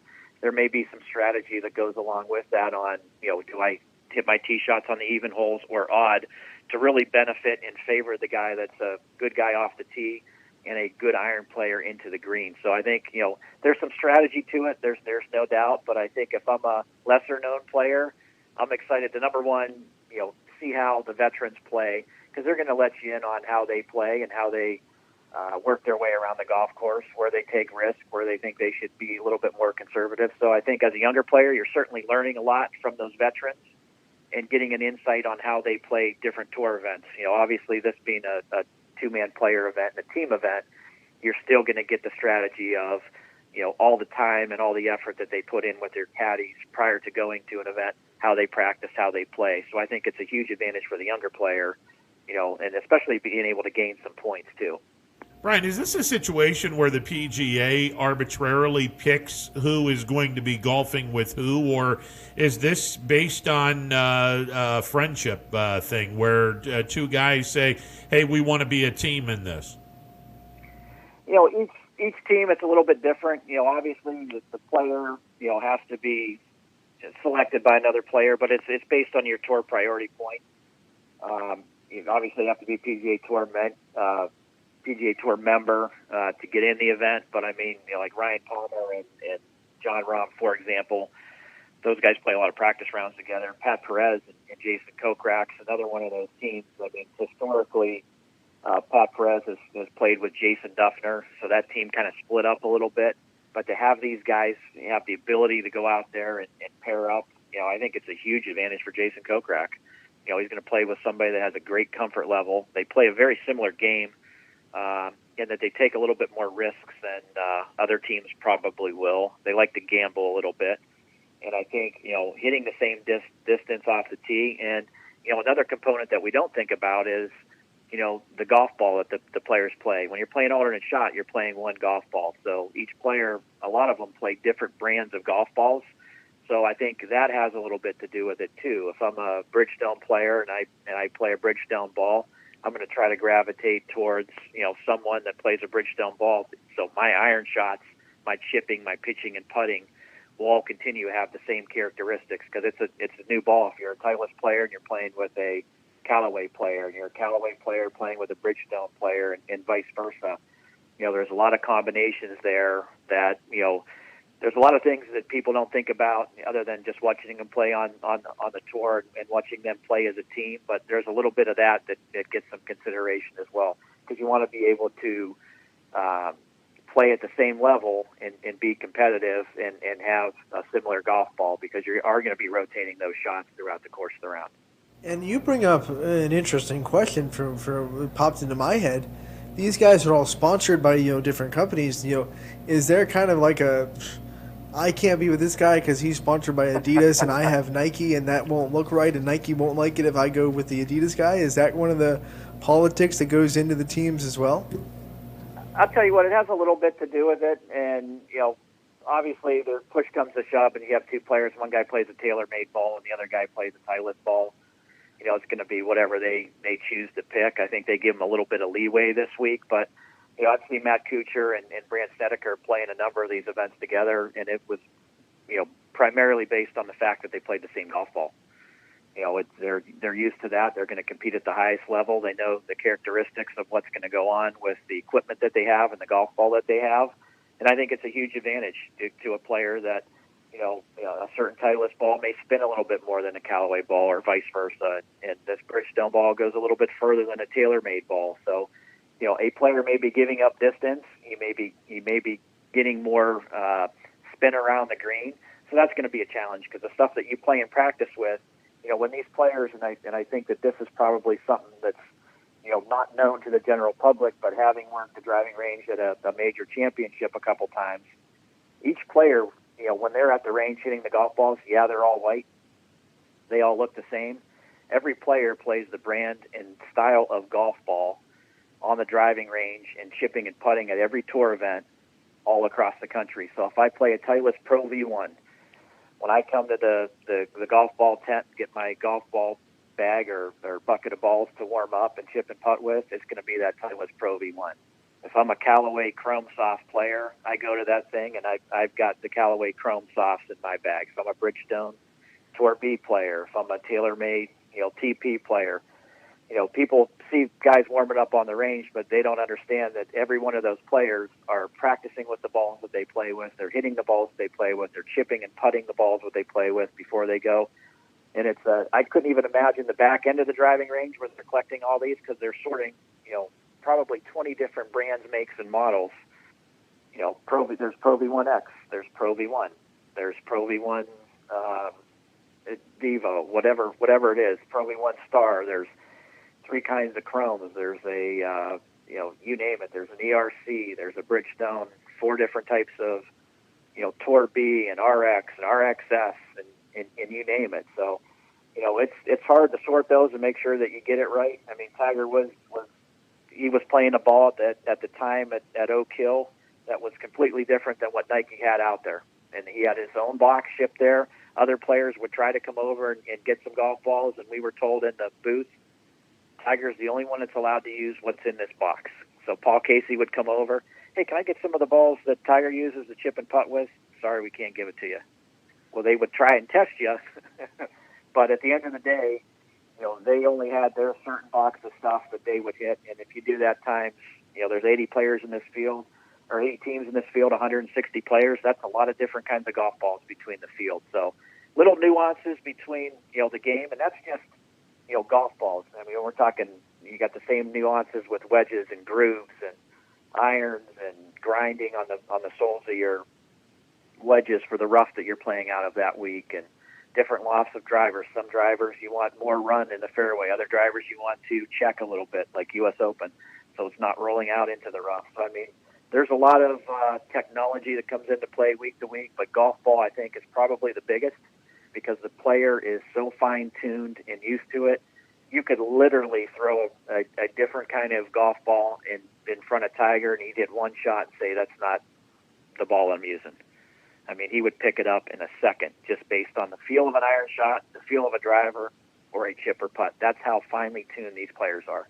But Brian, if I were a muckety-muck, a high-end muckety-muck from Titleist or Callaway or Bridgestone, there is no bleeping way that I am going to have one of my guys even come remotely close to the enemy, because the worst-case scenario would be, let's say that, hey, where has this ball been my entire life? I love this ball, and all of a sudden your guy just got, because he played in this event and you allowed him to play with someone from the enemy, you just lost this guy. There's no way I'd want that. I'd want my guy anywhere near. If my guy were a Titleist, you're going to have no contact whatsoever with anyone from Callaway. That's why you make a really good contract, so even if they love that other ball, they're obligated to use yours, and there's nothing they can do about it. Yeah, but when the contract is over, that guy's you're done with him.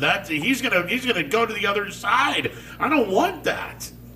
Exactly. I think there's a lot of clauses in there that grandfathers them in for situations and scenarios like this. But I mean, there's no doubt that if you're a vendor, you wouldn't want that happening. I look at it like this. I mean, everybody's, in my estimation, for the stuff that we sell at a local level to amateur golfers, everybody's top of the line golf ball, I think, is relatively close to being equivalent.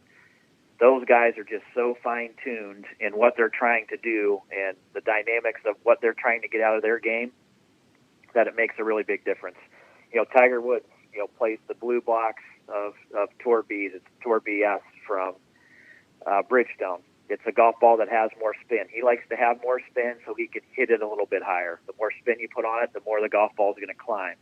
So he was more opt for spin and height off iron shots, gave up a little distance off the tee ball by not playing the Bridgestone Black Tour B. So, I mean, that's as close as it is. And to be quite honest with you, Bridgestone made Nike's golf balls, back in the day. So, when it came to Tiger Woods, Nike's no longer making golf equipment and golf balls, so where's he going to go? I knew exactly where he was going to go because he was playing Bridgestone stuff. If you saw the box, came from Covington, Georgia. The only person that makes the golf balls in Covington, Georgia is Bridgestone Golf. So you knew when it had that was for Tiger Woods, except they had a Nike stamp on it. So they made a ball specifically designed for him. But, I mean, that nuance for him, it's a big deal because it'll make his golf shots climb. If he's playing another ball, he's not going to get those results out of it. That's just how good those guys are from an iron perspective. Their clubs make sounds that others don't, and they hit shots that others can't. And they know immediately if you try to screw with them and throw a couple balls, because they do that down in testing when they'll go to Covington, when they fly in Snedeker and Kuchar and Freddie and Tiger to test golf balls. They'll do that to say, oh, this was your ball. Nah, no, it's not. And they know it immediately, and they get it right 100% of the time. That's how dialed in those guys are. Wow, that kind of sounds alien to other sports because, like, imagine if a pitcher had like a specific baseball that he wanted to throw that gave him a little bit more spin, and it was this base. I mean, you don't see that in the others. Like if a quarterback says, "I want to use this football because this Wilson football, has a little bit more aerodynamics to it." I mean, it's crazy. Or a little You're right. bit It's less crazy. air in it. Oh. Yeah, Tom Brady wants this ball because it doesn't have as much air in it as the other one. Yep, makes a difference. I mean, it does. It does. No, I think it does. Yeah, I mean, if you have smaller hands, you can put your hand around a less inflated football if you have smaller hands. Yep, there's no doubt. And dimple patterns on a golf ball are the same. The shallower, the deeper they are, the higher or lower the golf ball is going to flake. There's dimple patterns that have two dimples. It's called a double dimple pattern. And, those have different characteristics than others. Some have hexagon, dimples on it, and those golf balls fly completely different. The aerodynamics and the technology side of golf equipment and golf balls is unbelievable, when you see it on a machine, compared to putting a golf ball on a machine that has no dimples. It drops right out of the air. I want to know why they haven't. Like the wings of a plane. I want to know why they haven't had a car come out that has dimples in it, because I feel like it would cut your gas mileage down by like 14%. Would probably lift it in the air a little bit. To be honest with you, the dimples help get it up. Totally aerodynamic. I feel like it really would cut your gas mileage. I'm surprised the General Lee didn't have dimples in it then, because he had Bo and Luke Duke always jumping that General through barns and whatnot. So you might as well have put dimples in the General. I think it would have been cool. All right. Well, we get an education not only on the golf of this weekend. We get an education on the golf balls as well, and now we complete our education with the weekly version of Tip of the Week. So, other than get a golf ball that has low dimples or some kind of dimples, what is the Tip of the Week, Mr. Bryan? Well, last week was a two-part series. I'm going to sustain that for next week. The first part of it was some putting drills, getting your putting and your short game dialed in. This week was going to be green reading, but having the opportunity to start golf lessons up last Thursday here, and we've done probably about 25 of them in the intermix of the cold and the outdoor weather and stuff, with the exception of today. A couple of things that I've seen across the gamut with everybody, and it's this tip of the week is going to really gear towards your tempo, your timing, and your rhythm, kind of like music. So we want to make sure that it has a good flow to it. It's got some smoothness to it. So we're going to give you a couple drills and a couple things to work on to really dial in those sand wedges, pitching wedges, and 9-irons at the range. Really want to concentrate more on direction and trajectory, a little bit of what we talked about with the golf ball and, the hitting height, hitting it high, hitting it medium, and hitting it low. So it's going to be trajectory control. Not concerned on distance, more concerned on direction and trajectory. And the first thing that we're going to do is we're going to take that 56 or 52 degree sand wedge that we have in our bag, and we're going to hit some shots, what I call half swing shots. And it's basically taking a backswing from hip level on the backswing and follow through to the hip level. So it's that lower half of the golf swing and really just building a weight transfer from back to front. In this case, when we set up to hit an iron shot, traditionally we're setting up with 50% of our weight on our back foot, 50% of our weight on our front foot. We take the club back. We're going to transfer some weight towards the back foot with our backswing. So in this case, we want to transfer about 60%, not a whole lot because it's the lower half of the golf swing. We want to make a nice finish and return the club on the follow-through with 60% of our weight on that front foot, where the club's going to finish at hip level. So it's going to be kind of pointing at the target, and it's going to be pointing away from the target on the backswing, pointing towards the target on the follow-through. We're going to do that probably 3 or 4 times in a row just to get that down pat. The next step we're going to take is we're going to make a 3/4 swing. So we're going to start off, again, with 50% of our weight on our front and back foot. Our takeaway is now going to have about 75% of our weight on that back foot. And the club on the backswing will be pointing straight up towards the sky, and we're going to return with the follow-through going straight up towards the sky on the follow-through with 60 to 75% of our weight on that front foot at finish. So you're going to feel your weight transfer to the back foot. You're going to rotate your shoulders underneath your chin. You're going to work around your spine and really work on the lower 3/4 of that golf swing. 5 or 6 swings with those as well, just to get loosened up. And then the last step is going to be a full swing. Again, we've got that sand wedge, 52 or 56 degree. We're going to make a full swing where the club would be parallel with your shoulders on the backswing. We're going to have about 80% of our weight on our back foot as we make that backswing, and we're going to do the full follow-through. So the shoulders, your hands are going to be over our shoulders on the follow-through, full finish. 90% of the weight's going to be on that front foot. So we're building the weight, 80% on the back foot on the backswing. When we swing through it and release the club face towards the target, we're going to finish with 90% of our weight on that front foot. A couple things are going to happen.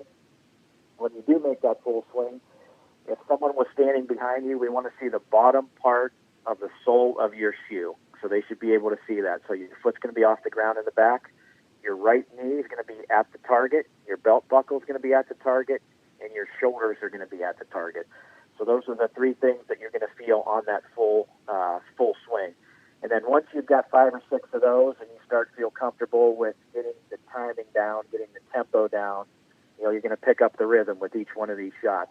And then we're going to go into a sequence while we're going to vary our targets up and we're going to vary our distances up. So I'm going to make one swing with that half swing motion. My next swing is going to be at a different target at 3/4 swing. And then our third swing is going to be full swing at a different target. So each 3 of these swings, half, 3/4, and full, we want to make sure that we're hitting at 3 different targets and we're hitting them 3 different distances.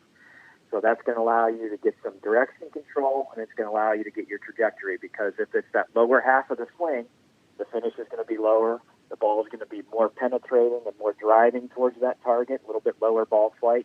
The 3/4 is going to have a little bit of both. It's going to be a middle flight, not quite as high as a full swing would. It's still going to have that same solid backspin, so when it hits the green, it's going to check. It's going to go probably about 25 yards further, and then we go into that full swing, which is full tilt, full trajectory, the highest that you're going to hit of the 3 shots. That way we have 3 different types of trajectories and 3 different types of distances. It's a great drill to work on weight transfer. Obviously hitting a small bucket of balls once or twice a week, getting out of the gate for the first 2 or 3 weeks before we really get going in the golf swing, and hopefully Mother Nature will cooperate as part of it, and we'll get the opportunity to take what we're doing on the golf course, the practicing chipping area, and translate that into some good rounds on the golf course. Okay, Brian, now I got to ask, because you're using the sand wedge, where do you set your feet up when you do this? You're going to set your feet up like a normal full shot on all 3 of these. So you're going to be shoulders width apart. Ball position is going to be at middle, if not an inch or 2 behind middle. You got to think of the sand wedge is going to be one of the shorter clubs in your set, so it's made to hit the ground in the back part of your stance. To compensate for that, we want to make sure it's back middle. So the first contact is the club coming down, making contact with the golf ball. As soon as the golf ball hits the club face will now make a divot. Golf ball will get launched up. Divot will go flying in front of you. So your divots are always going to be ahead of where you start your contact point hitting into the golf ball. So I tell everybody a good drill is to put a tee in the ground. If you're doing it properly, you should hit down through it, and the divot will be ahead of the tee. Okay, and for the golfer that, or at least for someone that's thinking this through, this is where golf is a little bit backwards, because you would think, okay, a ball a little bit ahead playing on your front foot, that's going to go in the air, but that's not the case. The further back the ball is, the more height the ball is going to get. Golf's a game of opposites. You aim left to hit it right. You aim right to hit it left. You play the ball back to hit down on it. You hit down on it to get the ball up. So our angle of attack coming in steep, we'll hit it up. Now you can't move the ball ahead just slightly, but the more you move the ball ahead, you have to think about the contact's going to be in the back. If it's too far forward, that club's working its way up, and you're going to catch the halfway point or the equator portion of the golf ball. So that's going to be that low-bladed shot. You want to make sure that you're hitting down through it, and with these shots at half, 3/4, and full, we want to make sure that club's coming in steep and down into the golf ball. Yeah, when like you said, game of opposites, what are some other examples of opposites that might boggle people's mind when they dive into the techniques of golf? Bunker play is one of those things. Everybody thinks that, number one, they're fearful when they hit in a fairway bunker or a greenside bunker.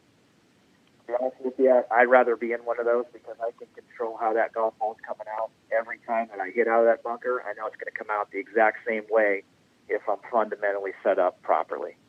If I'm in the high grass or rough around the green, it's going to be how much grass is going to get caught between that club face and the golf ball, which is going to dictate how the golf ball comes out. Sometimes it'll come out like a marshmallow. Other times it'll come out hot if it's down grain and run a little bit. Other times the club has a tendency of possibly sweeping underneath it, and the ball comes out high on the face. With when you're in a bunker, the opposite applies. The sand's going to make it come out the same every time. And I think, speaking to the opposite, it's the sand that actually helps you lift the ball and catapult it into the air, whether it be on a full shot coming from a fairway bunker or just sand being pushed upward towards the hole. And I think a lot of people think, as they get into a bunker, the tendency is I have to make a big swing to get the ball out. But on the same token, I'm very close to the green. I'm on the edge of the green, so if I just get it over the bunker, it's going to run towards the hole. So the tendency is to stop or decelerate into the shot. The moment you stop or slow down and decelerate into the shot, the sand goes from helping you lift the ball in the air to knocking it back down into the bunker. So I think, thinking the opposite, you want to keep that momentum and that follow through and that speed and pace through a bunker shot, even though it's close to the green. You allow the club and the sand to deaden it and let the ball come up into the air with that full swing and high finish. And I think a lot of people think that oppositely, just because I don't want to make that big of a swing this close to the hole, which is, true theory when you're chipping it, but in the bunker it's the opposite because you need that momentum to help you splash the ball out. No wonder why I suck at golf. I can't think of opposite. It just you're so ingrained in thinking, well, this has to work. I mean, this and you have to think opposite when you're on the golf course. That's you would think I would be really good at this sport. Alas, I'm not. You hit down to hit it up, and I think probably one of the ones that the biggest glaring is I'm a habitual slicer of the golf ball. I know my ball's going to boomerang to the right. I'm going to keep aiming further left. The more and more you move left, the more and more side spin you're going to put on it, the more and more the ball's going to slice. So it's the opposite. If you can close it down, it's going to allow you to get through the hitting area instead of coming across the hitting area. So I think that's one that we see, especially on a lesson tee, 9 times out of 10. So I get in trouble, I start slicing the ball, so I just keep aiming left, and it tends to get worse, and I can't dig myself out of it. Well, it will get worse the more and more left that you move, the more and more right the golf ball's going to go. Same thing with the guy that hooks the ball. Like we were taught as kids, you had to, the golf conditions were drier, they're not as nice and pristine as they are today, and you wanted to hit a big hook because when that ball hit the ground, you were going to get another 60 or 70 yards of roll. So we were always taught to hit hooks and draws, so right to left as a right-handed player, so you wanted to turn the ball over. And the same thing would happen to us trying to hit bigger hooks. You'd close it down, and the more you close it down and aim right, the further the ball is going to go left. So, slicer and drawer the golf balls, you have to set up like you're doing the opposite. And I think if you do that, your path gets a lot better, and the side spin gets a lot less. Interesting. We learn something obviously every day when we have you on, Brian, and we learned an awful lot today. We learned about the format that they're going to be doing in New Orleans, and you got to do opposite of what you're thinking, or opposite of what you are looking to do on a golf course. So that will help me. That will help me tremendously. I can't wait to play golf. And I guess I say that every week when we have you on, but man, I can't wait to play golf. Now we got to get Mother Nature to get the snow off the course, and we'll get on the course here pretty soon. Absolutely. All right, always a pleasure, sir. You got it. Thanks for having me on. Court is adjourned. All right, there you go. The Honorable Judge Tolnar is now taking his sabbatical. So. That was fascinating.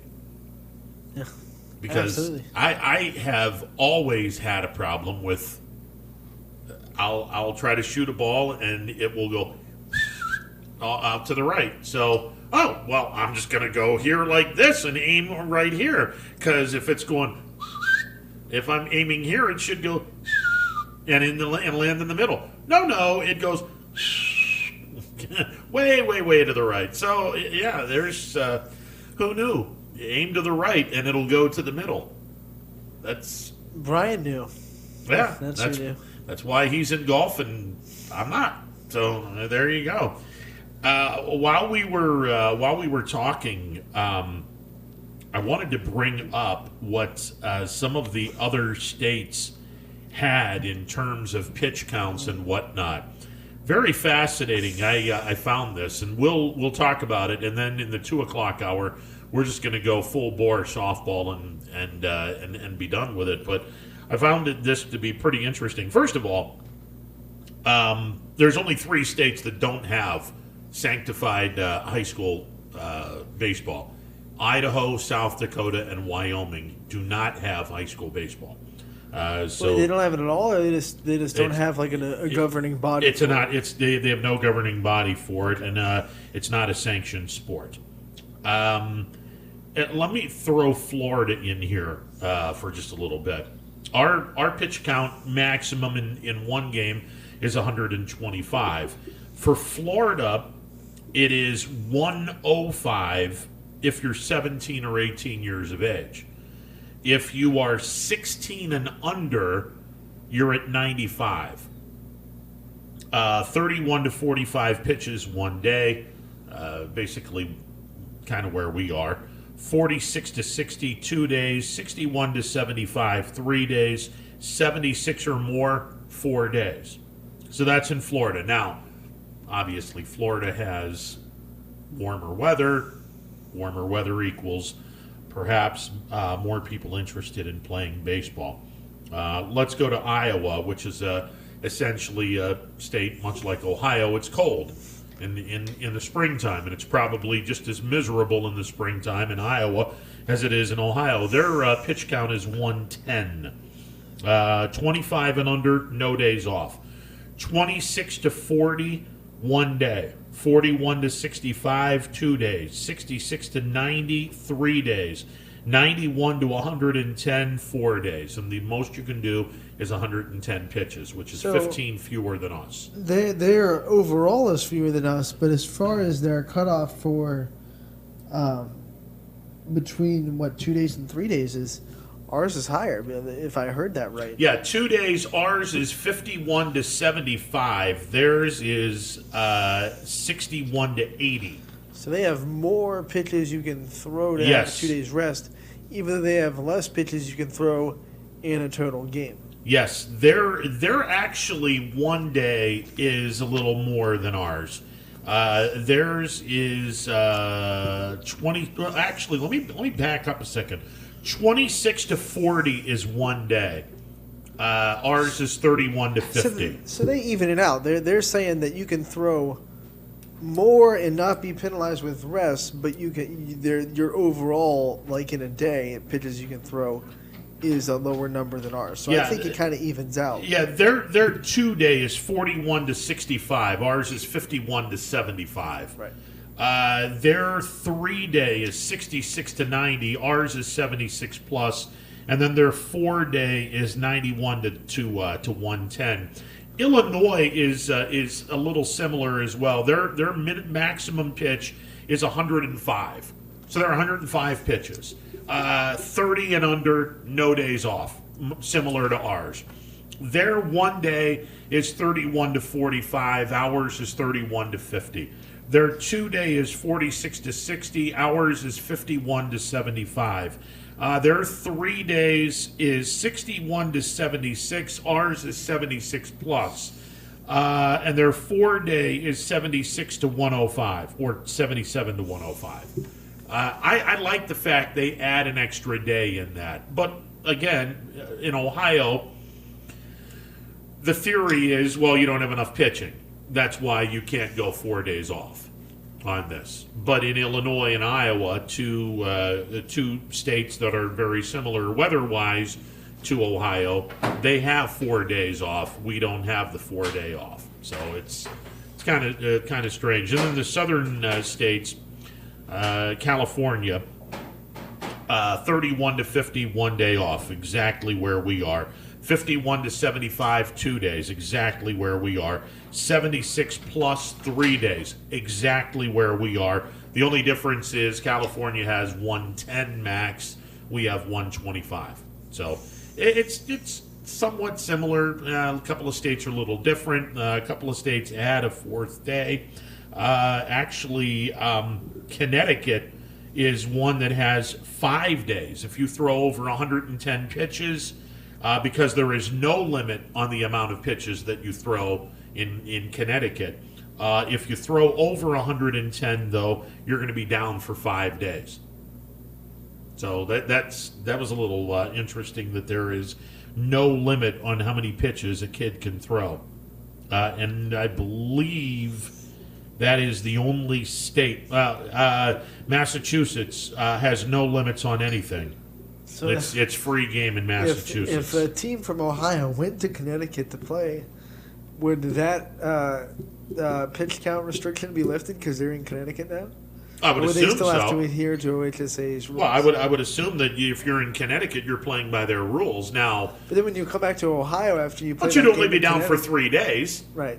Let's say that some coach decides to let a kid throw 150 pitches, which I would pretty much frown on that.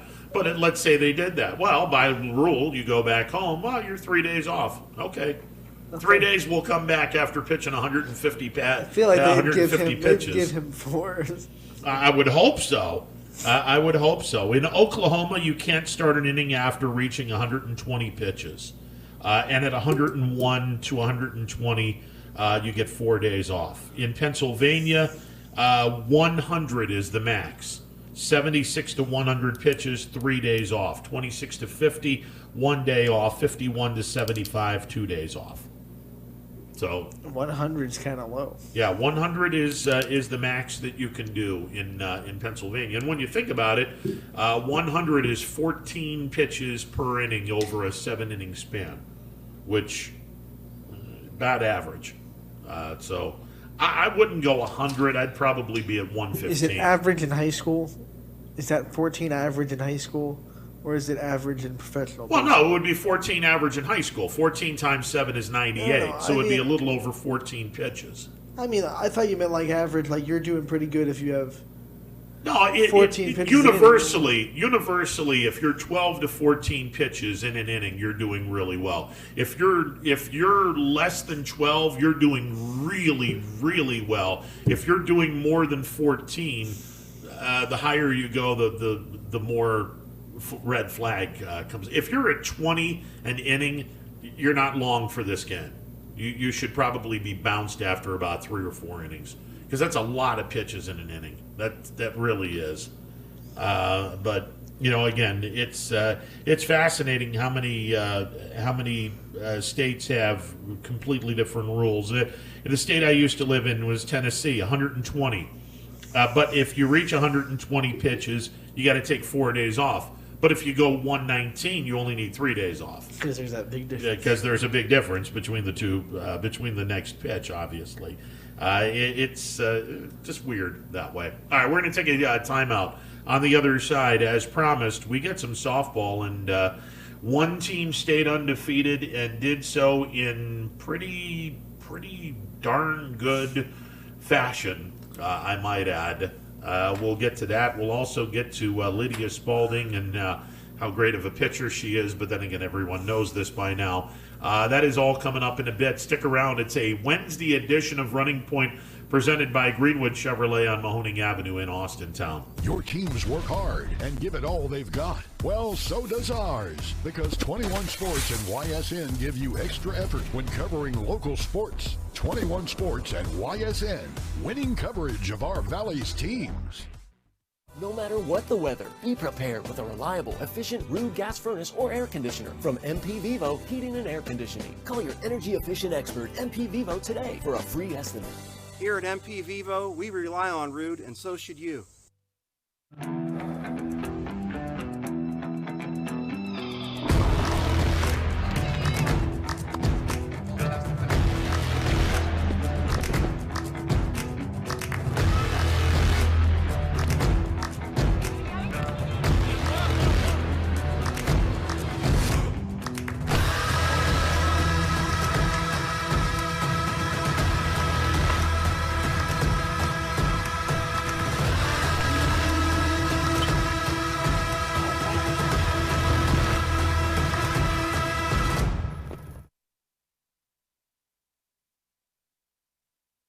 Myers Family Insurance knows the importance of a great team.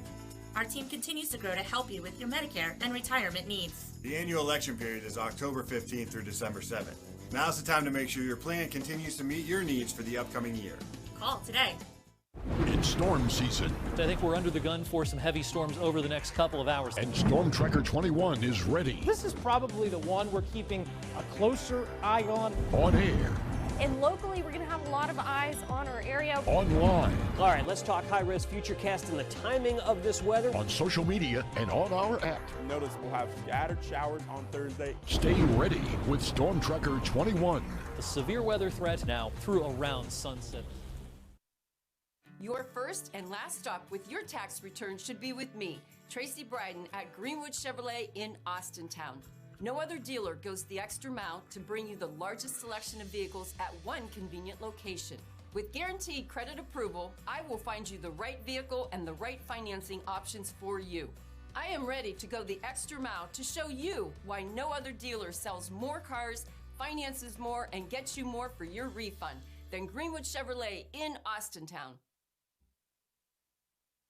Hello, I'm Greg Burbick with G. Burbick Farms. For the last 100 years, my family has farmed in Columbiana and Mahoning counties. I began raising cattle in 1996 with the goal of providing a better product for you and your family on the dinner table. Our grass-fed and grain-supplemented Black Angus beef are raised with no hormones, steroids, or antibiotics. We're known for our hometown-friendly service and incredible tasting products. We're locally owned and have customers across the tri-state area. Our products go from our farm to your family.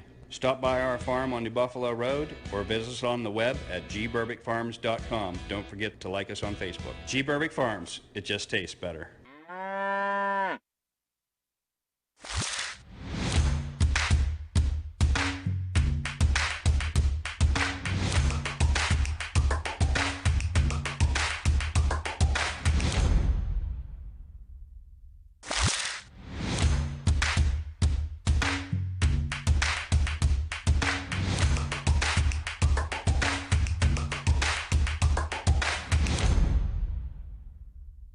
Hi, this is Tommy Clem, owner of WRS Insurance Solutions. WRS Insurance Solutions is a local, independent agency that specializes in life, Medicare, long-term care, and disability products. Call us at 330-953-3722 or visit us at wrsinsurancesolutions.com to learn more. Good luck to all the student athletes in the Valley. Right now is a great time to get more for your trade-in at Tri-State Ford and drive home in a new or pre-owned vehicle. Choose from our great selection of new Ford models or pre-owned vehicles. Plus, get the Tri-State Ford Advantage, including a 10-year, 200,000-mile warranty and more. At Tri-State Ford, we'll pay you top dollar for your trade, but you don't have to purchase one of ours to sell us yours. Customer focus, community driven. Tri-State Ford East Liverpool or visit tristateford.net. Jimmy Sudman here, Director of Isle, Purple Cat, and Golden String. We are happy to support YSN and two of my favorite people, Scotty Mincher and Super Dave O'Malley. We are an agency that provides services for adults with disabilities. We infuse humor, passion, and joy into their lives. If you know of any folks with disabilities that need our assistance, please contact us.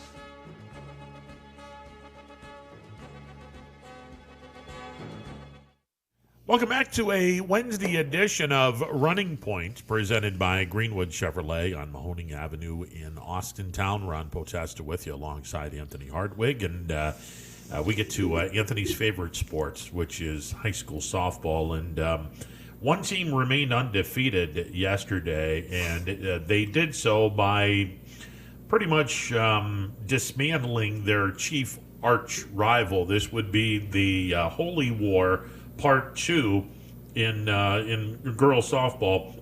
Ursuline beat Mooney in 5 innings, 12-0. Emily Holland, 8 punch-outs, no walks, just 2 hits allowed. Look, I mean, Ursuline's 13-0, and they might be the one team in softball, other than Austintown Fitch and perhaps Poland and South Range, that could very easily find themselves reservations to Akron, please. I've run out of adjectives to describe this lineup. I mean, holy smokes. Last night it was Alyssa Shealy, 3 for 4 with 5 RBIs. But it's a different player every night. I mean, it's a deep lineup. They can hit 1 through 9. Very impressive. Very impressive. Well, I mean, you had Barbado had 3 hits. Shealy had 3 hits. Shealy had 5 RBI. Nutter had 2 RBI. Right. And if it's not Shealy doing damage one game, it's going to be someone else doing damage. It's the high school equivalent of having Murders Row in your lineup. It doesn't matter, one person can do damage one day, and then someone else will do the damage the next day. This lineup is absolutely incredible.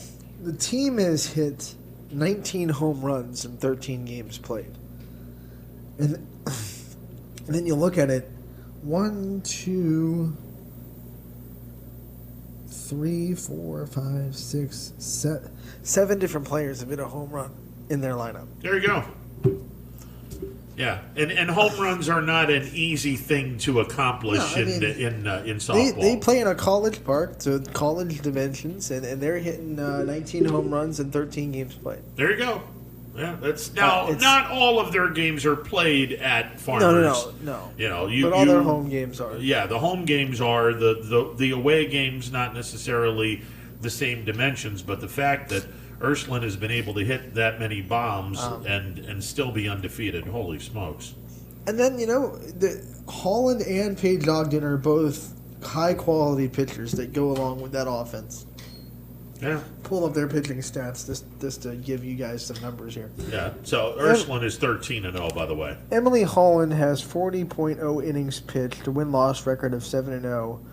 Her ERA is 0.70. 40 strikeouts, 9 walks.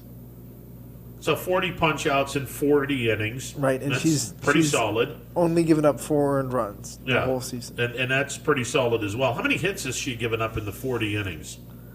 27 hits. No, that's good. And then Paige Ogden, who I want to say number 2, but that's like they have 2 number 1s, really. 22 innings pitched. Her record is 4-0. She's given up 15 hits, 4 walks, 22 strikeouts. Her ERA is 1.59. Both of them, right off the top of my head, and this is one of the and they both very few advanced statistics that I love. Very few walks and hits per innings pitched. Both of them are under 1, which is insane. I mean, that is, if you can go under 1 by adding the amount of hits given up in an inning, or hits given up per innings pitched, along with the amount of walks, and you add the hits and walks together, and they're less than the amount of innings that you've thrown, you're doing something spectacular. And if you have 2 pitchers that have a whip of under 1, game over. Forget about it. Good luck with the offense. I mean, they haven't hit a super dominant pitcher yet, like a Boardman's Matty Lester or a South Range's Bree Kohler or Champion threw their 2 at him. So I'm really interested, or even Lydia Spalding, who we'll talk about a little bit later. I want to see Ursuline go up against and they have some more teams in their schedule that have really strong pitching, and they've gone up against good pitchers. I'm not saying that they've gone up against, scrubs. They've gone up against really good pitchers. I'm just talking like the elite of the elite in the area. Well, they'll have to beat South Range sooner or later in order to advance to the tournament. Elena Francis is a really good pitcher, and she's Moody's ace, and they did what they did to her. So I'm not saying they haven't played any good pitchers. I'm saying they haven't played any of the top 4 pitchers in the area. Yeah. But talking about Lydia Spalding, the last couple weeks they haven't had to use her a lot. She's been pitching 3 innings and then splitting it with Kayla Schubert. 3 innings here, then Schubert gets 2, and then we win at 5. They finally got challenged a little bit by Canfield, as Canfield's pitching was up to the task, held Fitch to 3 runs. Lydia Spalding, who, like I said, hadn't been getting a lot of work the last couple weeks, went 6 innings, only allowed, 1 hit, 13 strikeouts? 2 hits. 2 hits, 13 strikeouts, 1 walk. My word. 6 innings pitched. She looked like she'd been pitching all the complete games for all season. Absolutely incredible. And Fitch goes to 10-1 in the campaign. This was a conference victory. in the AAC Red Division. They beat Canfield, and Canfield's not a bad team. I mean, 6-5 record, but they've had a pretty interesting schedule. 2-2 in the All-American Conference. Fitch goes to 4-0 in the AAC, 10-1 overall. 3 runs, 8 hits, 2 errors for the Falcons. No runs, 2 hits, no errors for Canfield. Fitch Boardman is looming, and it's going to be a fun one. When Maddie Lester goes up against Lydia Spalding, that's going to be a pitcher's duel. I guarantee you. It'll be a fun jaunt when those two teams get together. The one game that I wanted to talk about on the heels of Lisbon upsetting Columbiana last night, in a couple of nights ago. I mean, 2 nights ago. Sorry. It was Columbiana's turn to pretty much turn it around on Lisbon, and this is interesting because Lisbon had a 4-0 lead going into the bottom of the 5th inning, and you thought for a second, wait a second, is Lisbon going to do this to Columbiana again? And I think Columbiana just sat back and said, okay, we've had enough of this. Let's teach these kids a lesson here. And sure enough, they put up 5 in the bottom of the 5th, 4 in the bottom of the 6th, and they come away with a 9-4 victory. Mackenzie Gamble not only is a fantastic pitcher, she also homered. She drove in 3 runs. She's pretty good. Yeah, I called this game at Firestone Park, and through 5, the Columbiana at-bats were just kind of not quality at-bats. And then finally, I believe Troy Long led off the 5th with a walk, got on base, and then Mackenzie Gamble came right up after her, hit the 2-run home run to make it 4-3.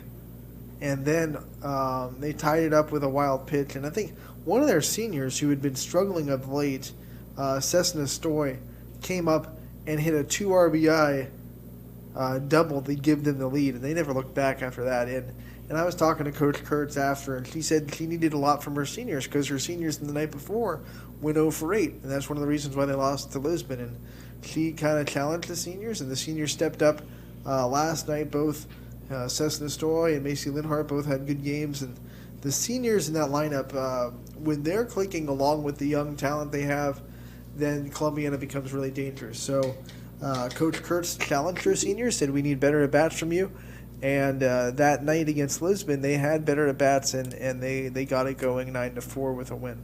Yeah, double and 2 singles for Cessna Stoy. She wound up with 3 hits in the ball game. Gamble had 3 hits. They're good, and unfortunately for Columbiana, they're also Division III, right, where you're going to have to go up against Champion and Crestview and South Range and Ursuline. They do have some big games that are going to be measuring sticks coming up. Columbiana's next game, I believe, is tomorrow. They're going to Fitch, so they're going to be tested in measuring stick and see where we stand as far as how we stand with the rest of the area. They're trying really hard to get South Range on the schedule. Hopefully, they can get some dates to match up. So we'll see. I mean, they're really trying to boost that schedule for themselves and get themselves ready for what promises to be a really tough Division III in softball. Now, I'm curious on this, and obviously Fitch is 10-1.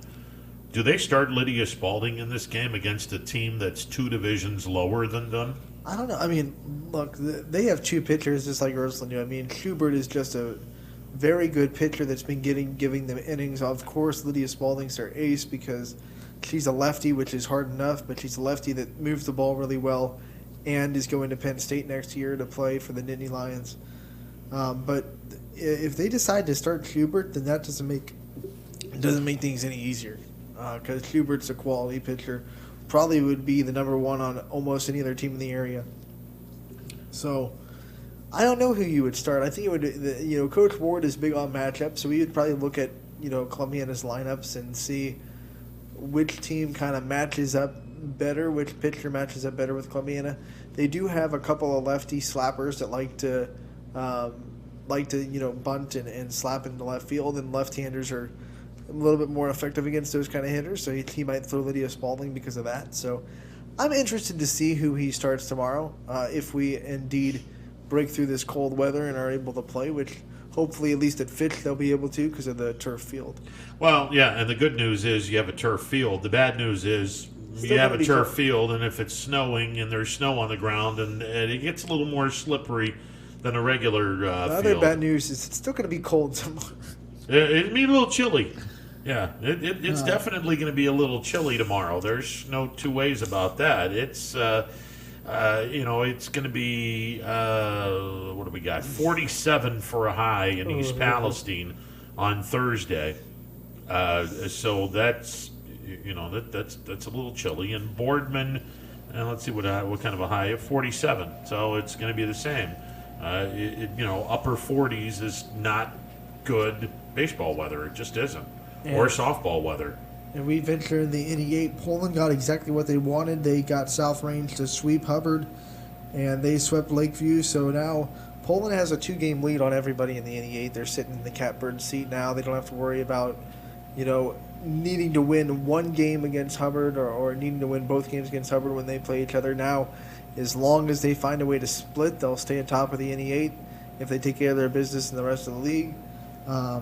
Hubbard was much more competitive in this game against South Range, but some late runs kind of squeaked across, and the Raiders won, I believe, 8-5. Yeah, 8-5. Bree Kohler, 11 punch-outs, 1 walk in the game. What do we got?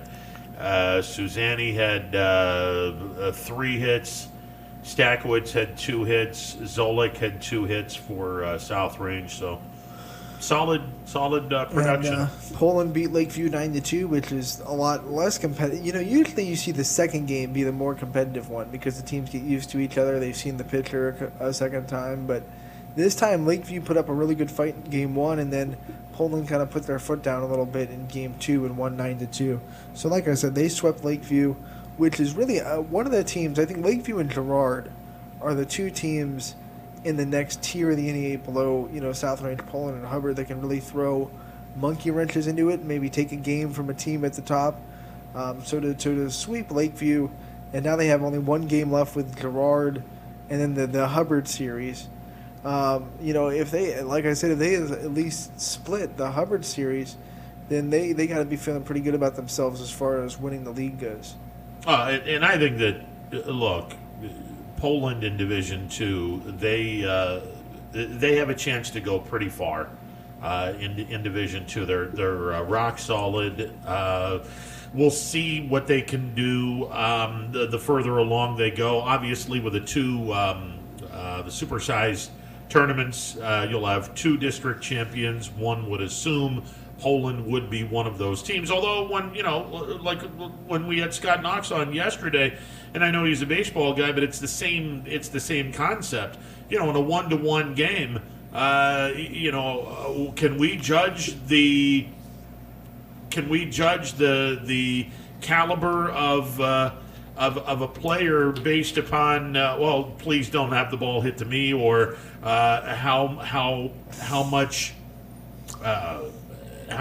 anxiety a person's going to have in a 1-to-1 game? I can't commit an error. How much pressure does this team put on themselves in a really, really tight game? And you're going to have those games. Before you win a state championship, you will have one of those games, unless you're champion who had an unreal pitching staff. I think, just to hit your point, I think that's a trap that a very talented but very young South Range team fell into when they played Poland last week. Their team looked a little bit tense, a little bit tight. The energy wasn't there because they weren't loose. And, that's a team that if you know their lineup and you know the players they have, play a lot better when they're loose and having fun. And they just looked a little tight against Poland. And then obviously when they lost the first game, they were even more tight in the second game because they felt like we really have to win this now. And they ended up getting swept by the Bulldogs. So, I think young teams fall into that trap sometimes. Like you said, they get a little tight, they get a little anxious, and that leads to a couple more mistakes, especially if you're a team that really leans on being loose and being, just go with the flow type of teams. Some teams aren't. Some teams are like narrowly focused, and we gotta. Yeah. Some teams aren't. It just depends what personalities you have on your roster. If you get some kids that are cold as ice and they and they have that tunnel vision, okay, you're set. But if you've got some kids that can't handle pressure, And I'm not saying that South Range can't handle pressure. What I was saying was that they're a team that doesn't do well when they get in their heads a little bit. Yeah, exactly. And they need to be loose, and that's an internal thing. Like, they need to be, even if things aren't going right, they need to make sure that they stay loose and having fun, because they're just kind of they're a roster and a team that thrives on that energy and the looseness and the smiling and the fun, and they need that. They didn't have that against Poland. We're going to start talking about the Division 4 teams, because there are some... Hey, shocker, they shut out another team.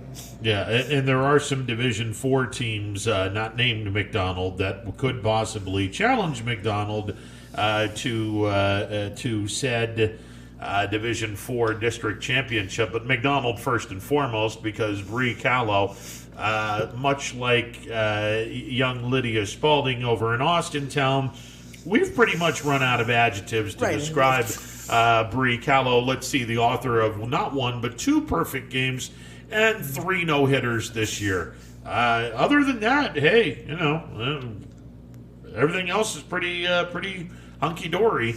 But good Lord, that's impressive. She had her 3rd no-hitter against Western Reserve earlier in the week.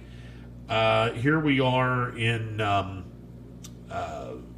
yesterday, 2-hit shutout. McDonald goes to 10-2, 8-0 in the MVAC Scarlet tier, and they're a balanced, very aggressive hitting team, and oh my goodness, are they good. I think the game plan against McDonald, if you're going up against them, is you have to be aggressive with Callow early, because if you're down in the count to her, you're almost already 6 feet in the ground. You really want to put it on the ground and play and test their infield. And then the other knock, the other little chink in their armor has been the base running a little bit. And Coach Titus talked to us about their base running. And so if you get them on the base pass and whatever you do, if you can find ways to make them think on the base pass or find ways to make them make pressure decisions on the base pass, then you might get them to run into an out. Other than that, they hit really well. 1 through 9, they put the ball in play pretty well. They have good senior leadership, not just with Callow, but some other players on there, just really good leadership from the seniors. And that whole school system kind of knows how to win. There's this winning standard now at McDonald between basketball, softball, football. So they're going to be a really tough team to knock out. I'm looking at the Division 4 teams in the area, and there might be 2 or 3 of them that might be able to really compete with McDonald. And I'm looking to see if Matthews is a Division 4 program I imagine or so. a Division 3 program. I really and they're Division 4. I just looked it up. They're 11-2. Now, I don't know the caliber of competition in their league as compared to the Mahoning Valley Athletic Conference Scarlet tier, but 11-2 is 11-2. Being undefeated in their league is, it's undefeated. They went a full 7 innings and beat Bristol 13-0. Emma Gates, 4 hits. Bella Spano, 3 hits. Ashley Deans, 3 hits. Kaylin McCullum, 3 hits. Your winning pitcher, Becca Landis, had 2 hits. Oh, by the way, she punched out 10, walked 1 in a shutout victory. They got 20 hits in their game. They only committed 1 error. This is a Matthews team that we said a couple of weeks ago, holy crap, is this team good. Again, I don't know the caliber of competition they have played per se, but 11-2 is pretty impressive.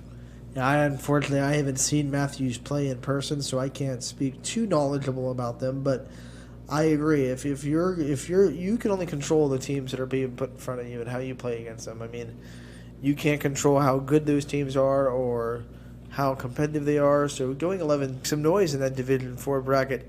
If Lisbon gets Emma Thompson back, I don't know what her injury is or what the prognosis is for that. I know she didn't play in the Columbiana series, but if they can get her back, then that's a feather in the cap of Lisbon. I think to have two pitchers that can throw at you in the middle of a game, because their offense is really good. Justice Vrabel is an incredibly good hitter. They have a pretty good catcher that can manage the pitchers. So Lisbon's a Division IV team that can make some noise. Like I said, especially if they can get Emma Thompson back for the tournament. I'm trying to think it's so foggy, the Division 4 versus Division 3 line. I'm trying to think which teams are 4, which teams are 3. Well, Lowellville is 4, Sebring is 4, Lisbon is 4, Leetonia is 4, Wellsville is 4, Matthews is 4, Chalker is 4, McDonald, Western Reserve, they're both 4, Bristol, Badger. What team that's out of our area, but probably Division 4, just like in basketball, that might give, and in basketball they were in our district, they were in the district championship in basketball, so I imagine they'll be in our district again. East Canton, very tough softball team, so that might be a team to watch out for if you're looking at tournaments in Division 4. And I'm looking at the first of 5 softball polls, and this is not the Associated Press. This is high school softball coaches that have gotten together. I don't think there is an AP poll for softball. No, I don't think there is either. So here is we don't have any representation or very much representation. Poland is 4. We have Poland in 2. Poland is number 9 and number 2. Number 9 in Division 2. Ursuline is number 1 in Division 3. That's it. The other divisions were shut out, which surprises me because Fitch has only lost 1 game this year. You would think that they would be a top 10 Division team. 1 is a monster. Oh yeah. So. Lakota West is number 1. Holland Springfield number 2. St. Joe's Academy number 3. Watkins Memorial 4. Mount Vernon 5. Beaver Creek 6. North Ridgeville 7. Western Brown 8. Miamisburg 9, Anthony Wayne 10. And by the way, Lakota West is a Division I softball factory. So no surprise that the team down a little bit past Mason in the Cincinnati area is number 1 in the state. Okay, here's Division 2. LaGrange Keystone is number 1. Jonathan Alder. What's that? I said that's their shock because Keystone is another softball factory. All right. Jonathan Alder is number 2. John Glenn is number 3. Greenville 4. Hebron Lakewood is 5. Triway out of Worcester, they're also number 5. They tied. Springfield Shawnee is 7. Bloom Carroll is 8. Poland is 9. Philo is 10. And none of those teams are in our district, I believe. So at least we won't see any monsters in the district for Division 2. But Jonathan Alder is the team that Poland lost to in 2019 in the state semifinals. And I believe they went on and won that year. I don't remember. Okay. Division 3, Ursuline is 1. Cardington Lincoln is 2. Williamsburg is 3, a very familiar foe if you are champion in South Range. You've played this team. Wheelersburg. I didn't say Williamsburg. Okay. I was I telling thought you were going right after. The team that played champion in South Range is Wheelersburg, and they check in at 4. Okay. That's the team that... I jumped ahead of you, Ron. I'm sorry. Shame on you.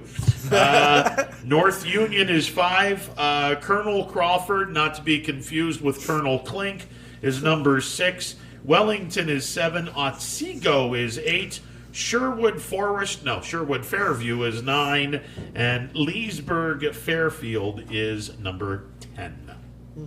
So, yeah, Wheelersburg probably is the first that, time in a while that Champion hasn't been a part of that poll. Yeah, that's it.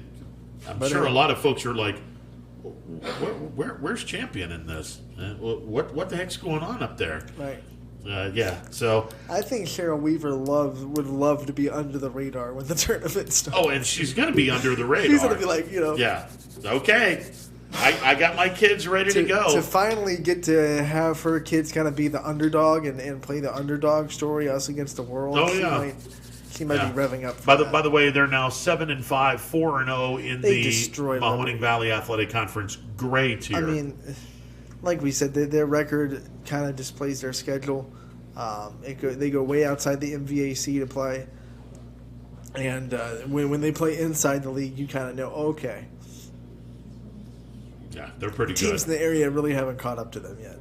Okay, Division 4, because we get to throw this down. Strasburg-Franklin, which is south of us on the river. They are number 1. Take me to the river. New Regal is number 2. Mechanicsburg, another team south of They here. have a really good tech community Yeah. in Mechanicsburg. Nice. BattleBots. They are number 3. Tuscarawas Central Catholic is number 4. Say that 10 times fast. Bradford is 5. Bern Union, not to be confused with Western Union, is number 6. Hopewell Loudon is number 7, tied with the beast of the Midwest Athletic Conference, Minster. Portsmouth Notre Dame is number 9, and they are on the Ohio-Kentucky border, way the hell down in southern Ohio. And Sycamore Mohawk is number 10. Sycamore. Yeah, Sycamore Mohawk. No truth to the rumor that Zacchaeus is their manager. Little biblical humor for everyone. Get your ass out of that sycamore tree. All right, 330-886. My donkey isn't up there. I am. Come on. 330-886-0813. My donkey's still on the ground. What are you talking about? All right, some of the other games that we did not really hit on. West Branch beats Salem 10-0. West Branch is 10-4 on the campaign, 4-1 in that in the NEC. I am sure they want that Hubbard series back, because those are games that they probably feel like they should have won at least one of those. They kind of didn't play well, and their record would be 2 losses less if they would have taken that series. And the one loss is to Marlington, who they will play again later this season at Marlington. So we'll see how the EBC takes out, if they can split with Marlington and get that tie. I don't know what Marlington's done for the rest of the season. And, by the way, Marlington, West Branch, and Salem are all going to be in the Division 2 tournament, where things are going to be pretty entertaining. Pretty entertaining. Speaking of entertaining, perhaps one of the more entertaining softball games of the year took place in Springfield last night. Waterloo upending Springfield 5-4. Neither team committed an error, and this would be the equivalent of a kind of a slugfest in baseball. Would that be kind of a fair assumption to make? If you go 5-4 in softball, it's kind of like a 8-7-ish type of game in baseball. I would say that the slugfest in softball would probably be a little bit higher. Because so this is a medium. Yeah. This isn't a pitcher's duel. No, but both teams played clean. Right. Neither team committed an error. And it wasn't like they pitched terrible. I mean, the 5 runs isn't terrible, 4 runs isn't terrible, and like you said, a very clean game. And Waterloo took the split because they lost to Springfield down in Atwater on Monday night, so they were able to split with the Tigers. Both of the teams winning on the road, which is also very impressive to see, because there's a lot of distance between Waterloo and Springfield. So to see both teams kind of make that trip and come away with wins, very impressive. Yeah, and Springfield had 9 hits in the game. Waterloo had 8 hits in the game, but Waterloo outscored Springfield 5-4. So it's a solid win. This Boardman game, a little bit more of a slugfest, 9-5 over Howland. That's a little bit more high upper end on the run scale. Okay. Spartans get the victory. I noticed that their ace did not get the victory per se. Davis got the win. 1 strikeout, 2 walks. One would assume that probably because they got the lead late. Yeah. They were up. It was scoreless going into the bottom of the 4th inning. Boardman scored 4 times in the bottom of the 4th. Howland scored twice in the top of the 6th inning to make it 4-2, and then the Spartans ripped off 5 runs to make it 9-2.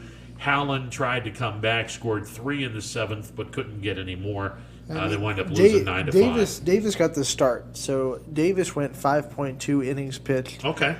Gave up 5 hits, 2 earned runs, 1 strikeout, 2 walks. There you go. And then O'Horo, who's not their quote-unquote, I say this with a grain of salt because O'Horo's a good pitcher, but innings-wise, not their number one. Came in and finished the game with an inning and a third, 4 hits, 3 runs, 3 of them earned, 1 walk, 2 strikeouts. So they saved Lester. They didn't want to throw her last night. Yeah, 14 hits for the Spartans last night in their 9-5 victory over Howland. And again, Boardman and Fitch on a collision course. That'll be fun. Yeah, and I'm going to pull up their schedule and see when that's supposed to happen. So Boardman is scheduled to have their second meeting with Poland tomorrow, and that first game against Poland was an absolute thriller. And because it was a doubleheader on a Saturday, Poland did not throw their number one pitcher. They had to throw Cam Latanzio, who hadn't pitched since she was 12 years old, and she did a pretty good job considering. So we'll probably see Katie McDonald go up against Maddie Lester tomorrow if that game holds at Boardman, which will be fun. I'll be there if it happens. Let's see. Saturday they play West Branch, which will also be fun. They have 2 against Canfield next week, South Range, Edgewood, and then the last conference series of the year on May 3rd and 4th, home against Fitch, away against Fitch. There you go. Circle that on your calendar. They will have the one series where they play Harding once and then play them later in the season. So Fitch is in their last conference game, but it's their last conference back-to-back series because they play Harding the day after at Warren Harding. They close out the season with Cardinal Mooney and Hoover. So, Coach Moots, we had him on not too long ago. He loads up his schedule too. And it seems like every team that has tournament aspects, tournament aspirations, every coach understands what kind of schedule is going to take to make a run in softball. Because baseball, softball, it's a grueling tournament, and you have to make sure you are as tested as possible. And you look at these teams that we talk about on the softball side with, legitimate chances to make a tournament run. And then you look at the teams they're playing, Hoover, Keystone, Perry, Willoughby South for champion, South Range going to Myrtle Beach, Poland plays Boardman twice, they'll play Ursuline. So very interesting and very, very good to see that all the area coaches kind of understand what it takes to get their team ready for what's going to be a very tough tournament no matter what division you're in. Okay, we got to scoop over to baseball for just a second because we did not give out the ratings the last time we were together and the last time we talked about baseball. This is an absolute surprise, and again, this is the first of 5 that are going to be the coaches poll. The poll was Friday to Sunday, and they announced this, I believe, yesterday, but it doesn't get much headway around these parts. Division 2, Canfield is the 10th best team, according to the coaches across the state of Ohio, which I really look at this and I'm like, you got to be kidding me. But okay, it speaks for the amount of talent in Division 2. Tippecanoe, not to be confused with the road in Canfield, is number 1. Chagrin Falls. Tip the canoe, don't rock the canoe, baby. Cultural reference. There you go. Chagrin Falls, who will be in the regionals, if not the district, is number 2 in the state of Ohio. Defiance, who has won a few state championships, won at the expense of Poland the last time Poland was in a state championship game. They're number 3. Onioto is number 4. Miami Trace is 5. Hamilton Baden is 6. Granville is 7. Buckeye is 8. Riverview is 9. Canfield is 10. Cambridge is 11. Jackson is 12. And the other representative, Marlington, has 2 votes. They're in the oh by the way category. Unofficially 26, 27, 28. They're the 28th best team in Division 2. I want to scoot up to Austintown Fitch. They got 3 votes, so they are currently 26th. Actually tied for... Actually, let me back up a second. They are tied for 23rd in the state of Ohio. Austintown Fitch is. And then we go to Division 3. South Range is currently ranked number 4 in the state of Ohio in Division 3. They are ranked number 4. Champion is ranked number 21. But there is a team that will be in our district that is number 2 in the state of Ohio. That would be Canton Central Catholic. They are number 2 in the state of Ohio, so they're pretty good. Elyria Catholic, number 10. They'll be in the region. Rootstown may very well be in the district. Yeah. They're number 8. Kirtland. Don't want to bring up any bad memories, South Range football fans. Well, you just did right there. Kirtland you just did. You could just let it go. Is number 7. Coldwater. You brought it up. Coldwater from the. You better call out the Springfield fans from too. the MAC. You're gonna do it. For you Springfield fans that may not like this, they're number 6. Champion, as we mentioned, they're in the. Good Lord, is this loaded? Holy Toledo. Division 4, this is no surprise, and frankly, if they were still a member of the EOAC, this would be kind of fun. Toronto's number 1. This is an interesting team because they're more known for basketball in Division 4. Berlin Highland is number 2. Antwerp is number 3. Twerps. The Twerps from Antwerp. You little twerp. If they just heard this now, they're going to be upset. Man, these twerps don't know how to play baseball. Oh, yes, they do. Here come the emails. I'm sorry. Here's another school that year in, year out, Western Reserve knows this all too well. They eliminated them in a state semifinal and in a state championship. Man, you're just driving stakes into fan bases, man. I'm just saying. It's from years gone by. Newark Catholic is number 4. Fort Laramie is number 9. Who else is that we would know? Dalton, don't call me Dalton, is number 17. Jackson Milton is 21. Oh, that's impressive. They got the win last night, by the way. Yeah, Jackson Milton is in the category of you're just on the outskirts of the top 20. You receive votes. You receive votes. Garrettsville Garfield, who will be in the MVAC grades here next year, scooting up to Division 3 because I forgot to mention them. They're number 22 in the state.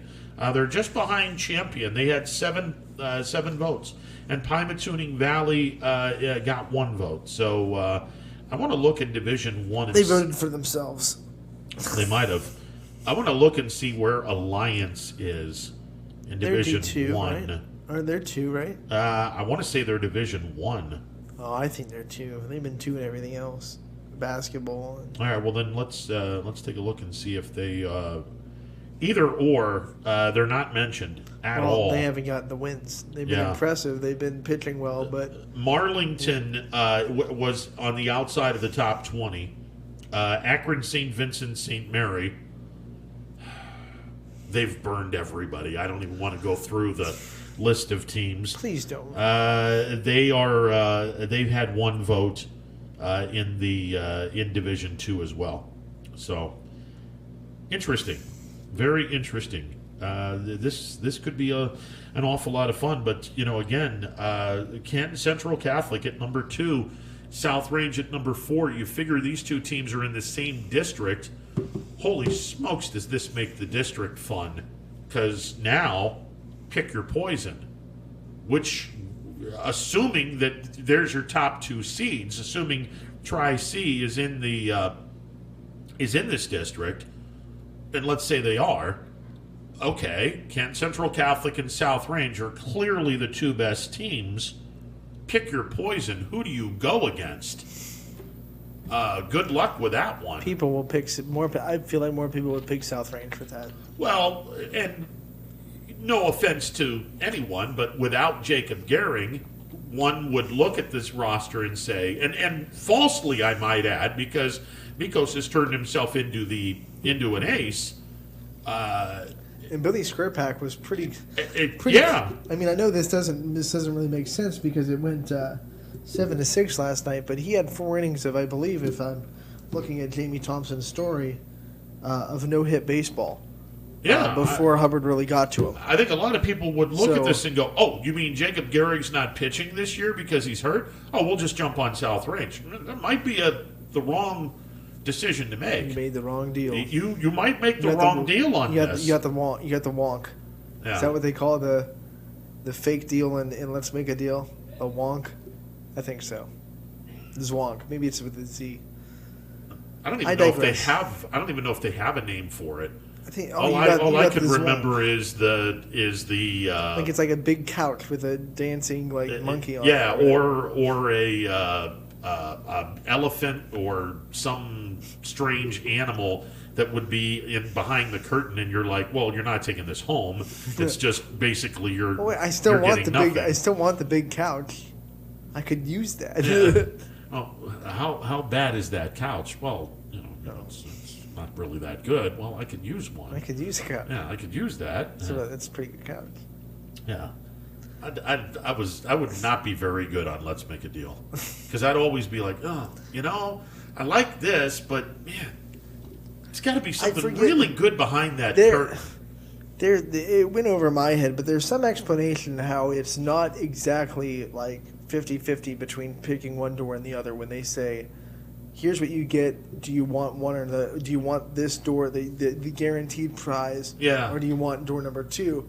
There's some math that goes into it that makes it not like the easy 50-50 that you would think it would be. Yeah. I forget what it is, but I know there's something that goes into the numbers that say they have the advantage in that situation. Way back before the producers got really smart on The Price is Right, years ago, there was a when guy they did the that Showcase Showdown. There's a guy that nailed every price because he just watched the show religiously, and they repeat some stuff, and it's easy to kind of do. I mean, he nailed the price for the game. He nailed the price for, and then he nailed the price for the Showcase Showdown. Where it was within a certain amount where he won both showcases. Right. Well, years ago, they used to have the better showcase was the second one. And everyone knew this, so they would be like, yeah, I'm passing on the first one, give me the second one.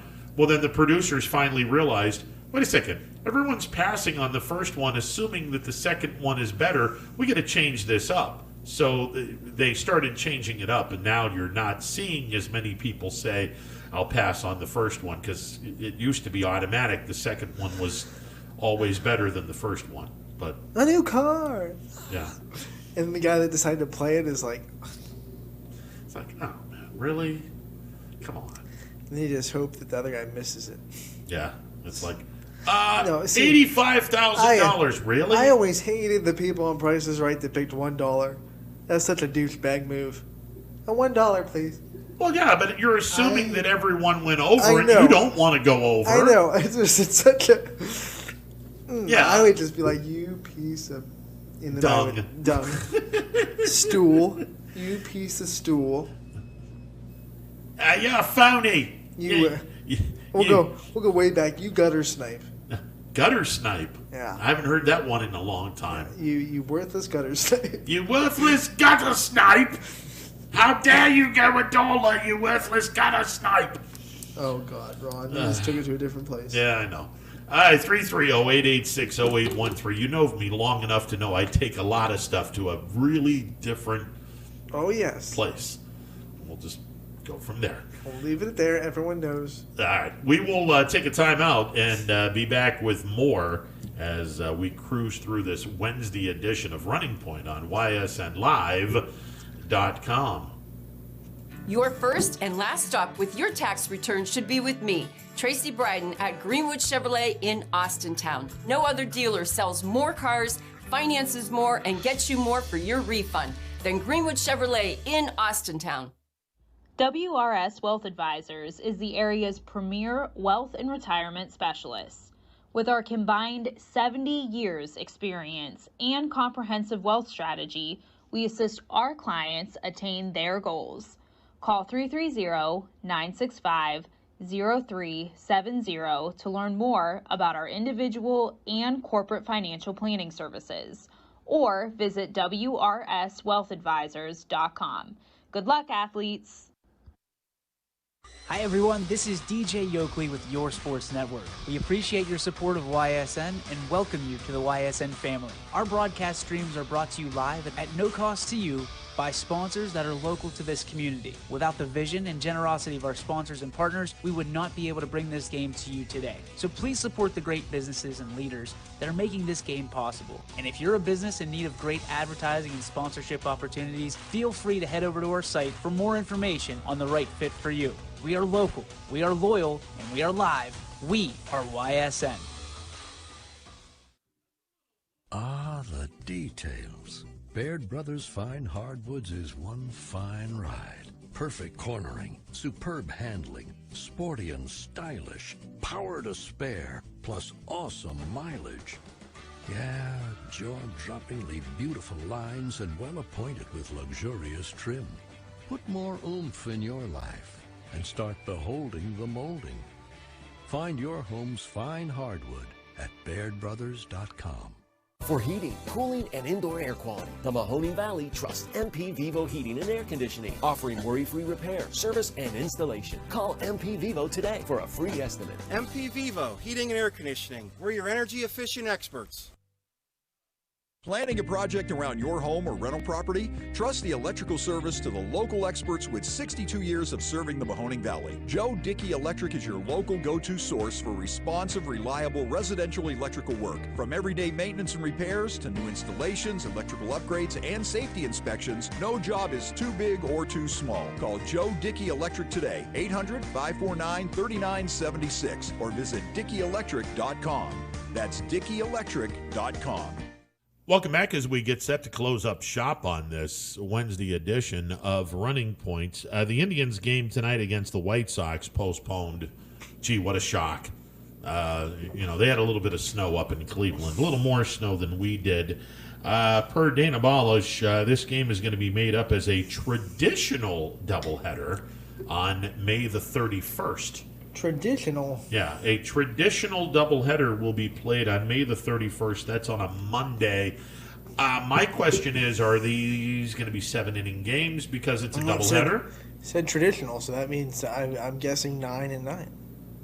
I hope that's the case. Although the MLB came out and said all doubleheaders are going to be 7 innings. Yeah, that's... so maybe traditional just means, by that they mean one after another. Not like they're the big 2 or 3 hour gap between the two games, but just play. Well, yeah, the traditional is not a day-night doubleheader, so from that perspective, I think that's what he's talking about. Okay. Where it's probably 25-30 minutes at the conclusion of the first game, you'll play the second game and go from there.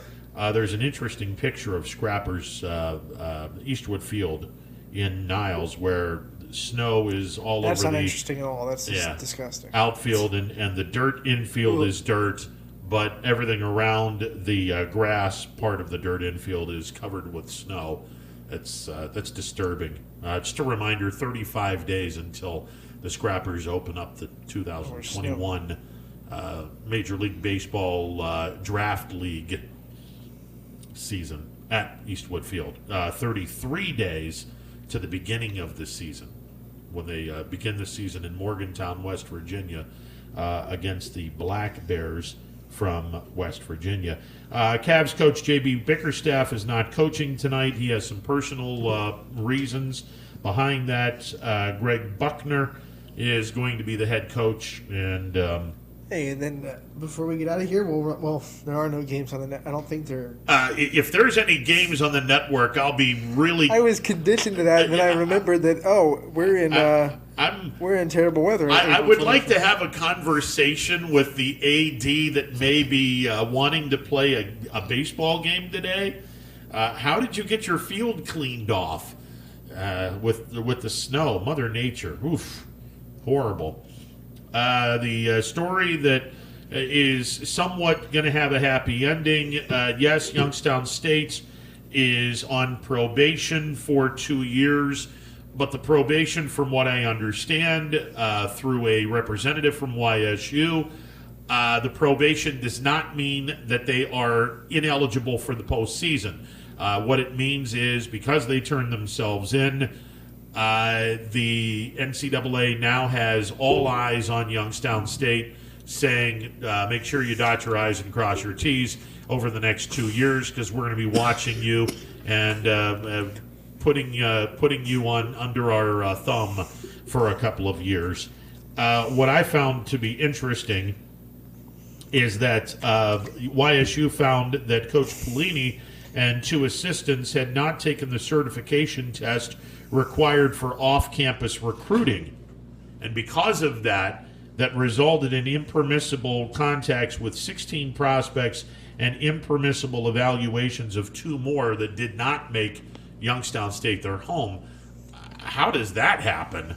And unfortunately, it happened. So the fact they turned themselves in, the good news is if YSU is good enough to be in the playoffs this fall or next fall, they'll go to the playoffs. It's just probation, not penalty, playoff penalty. It's just you're on probation. They're taking a couple of other things away from the Penguins, but it shouldn't be that big of a deal. And the coaches were suspended for like 2 weeks. Yeah, so you can't do recruiting for the dates of February 10th through February 24th. Which 14 days. Yeah, okay. Which has already gone and passed. Cool. So, they get slapped in the wrist, and they're now under the watchful eye of the NCAA. And who wants that?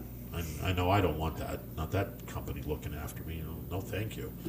All right, so that'll do it for the Wednesday edition. Tomorrow, softball coaches will be calling in. We have Mike Crenan's going to be calling at 1:15, and then Nate Schick from Lakeview will be calling in at 2. So. There you go. So we'll have some softball talk tomorrow, as well as anything else that transfers over the nights. And again, we probably aren't going to have any baseball or softball because of Mother Nature's antics with the snow. You could go watch a game back from last night, because there was some great action. So if you were there and you want to watch it back, try that. There you go. Download's available for $2.99 at the team page. There you go. All right, that'll do it. Talk to you tomorrow, noon to 3, Running Point on ysnlive.com. Power Hour's coming up next.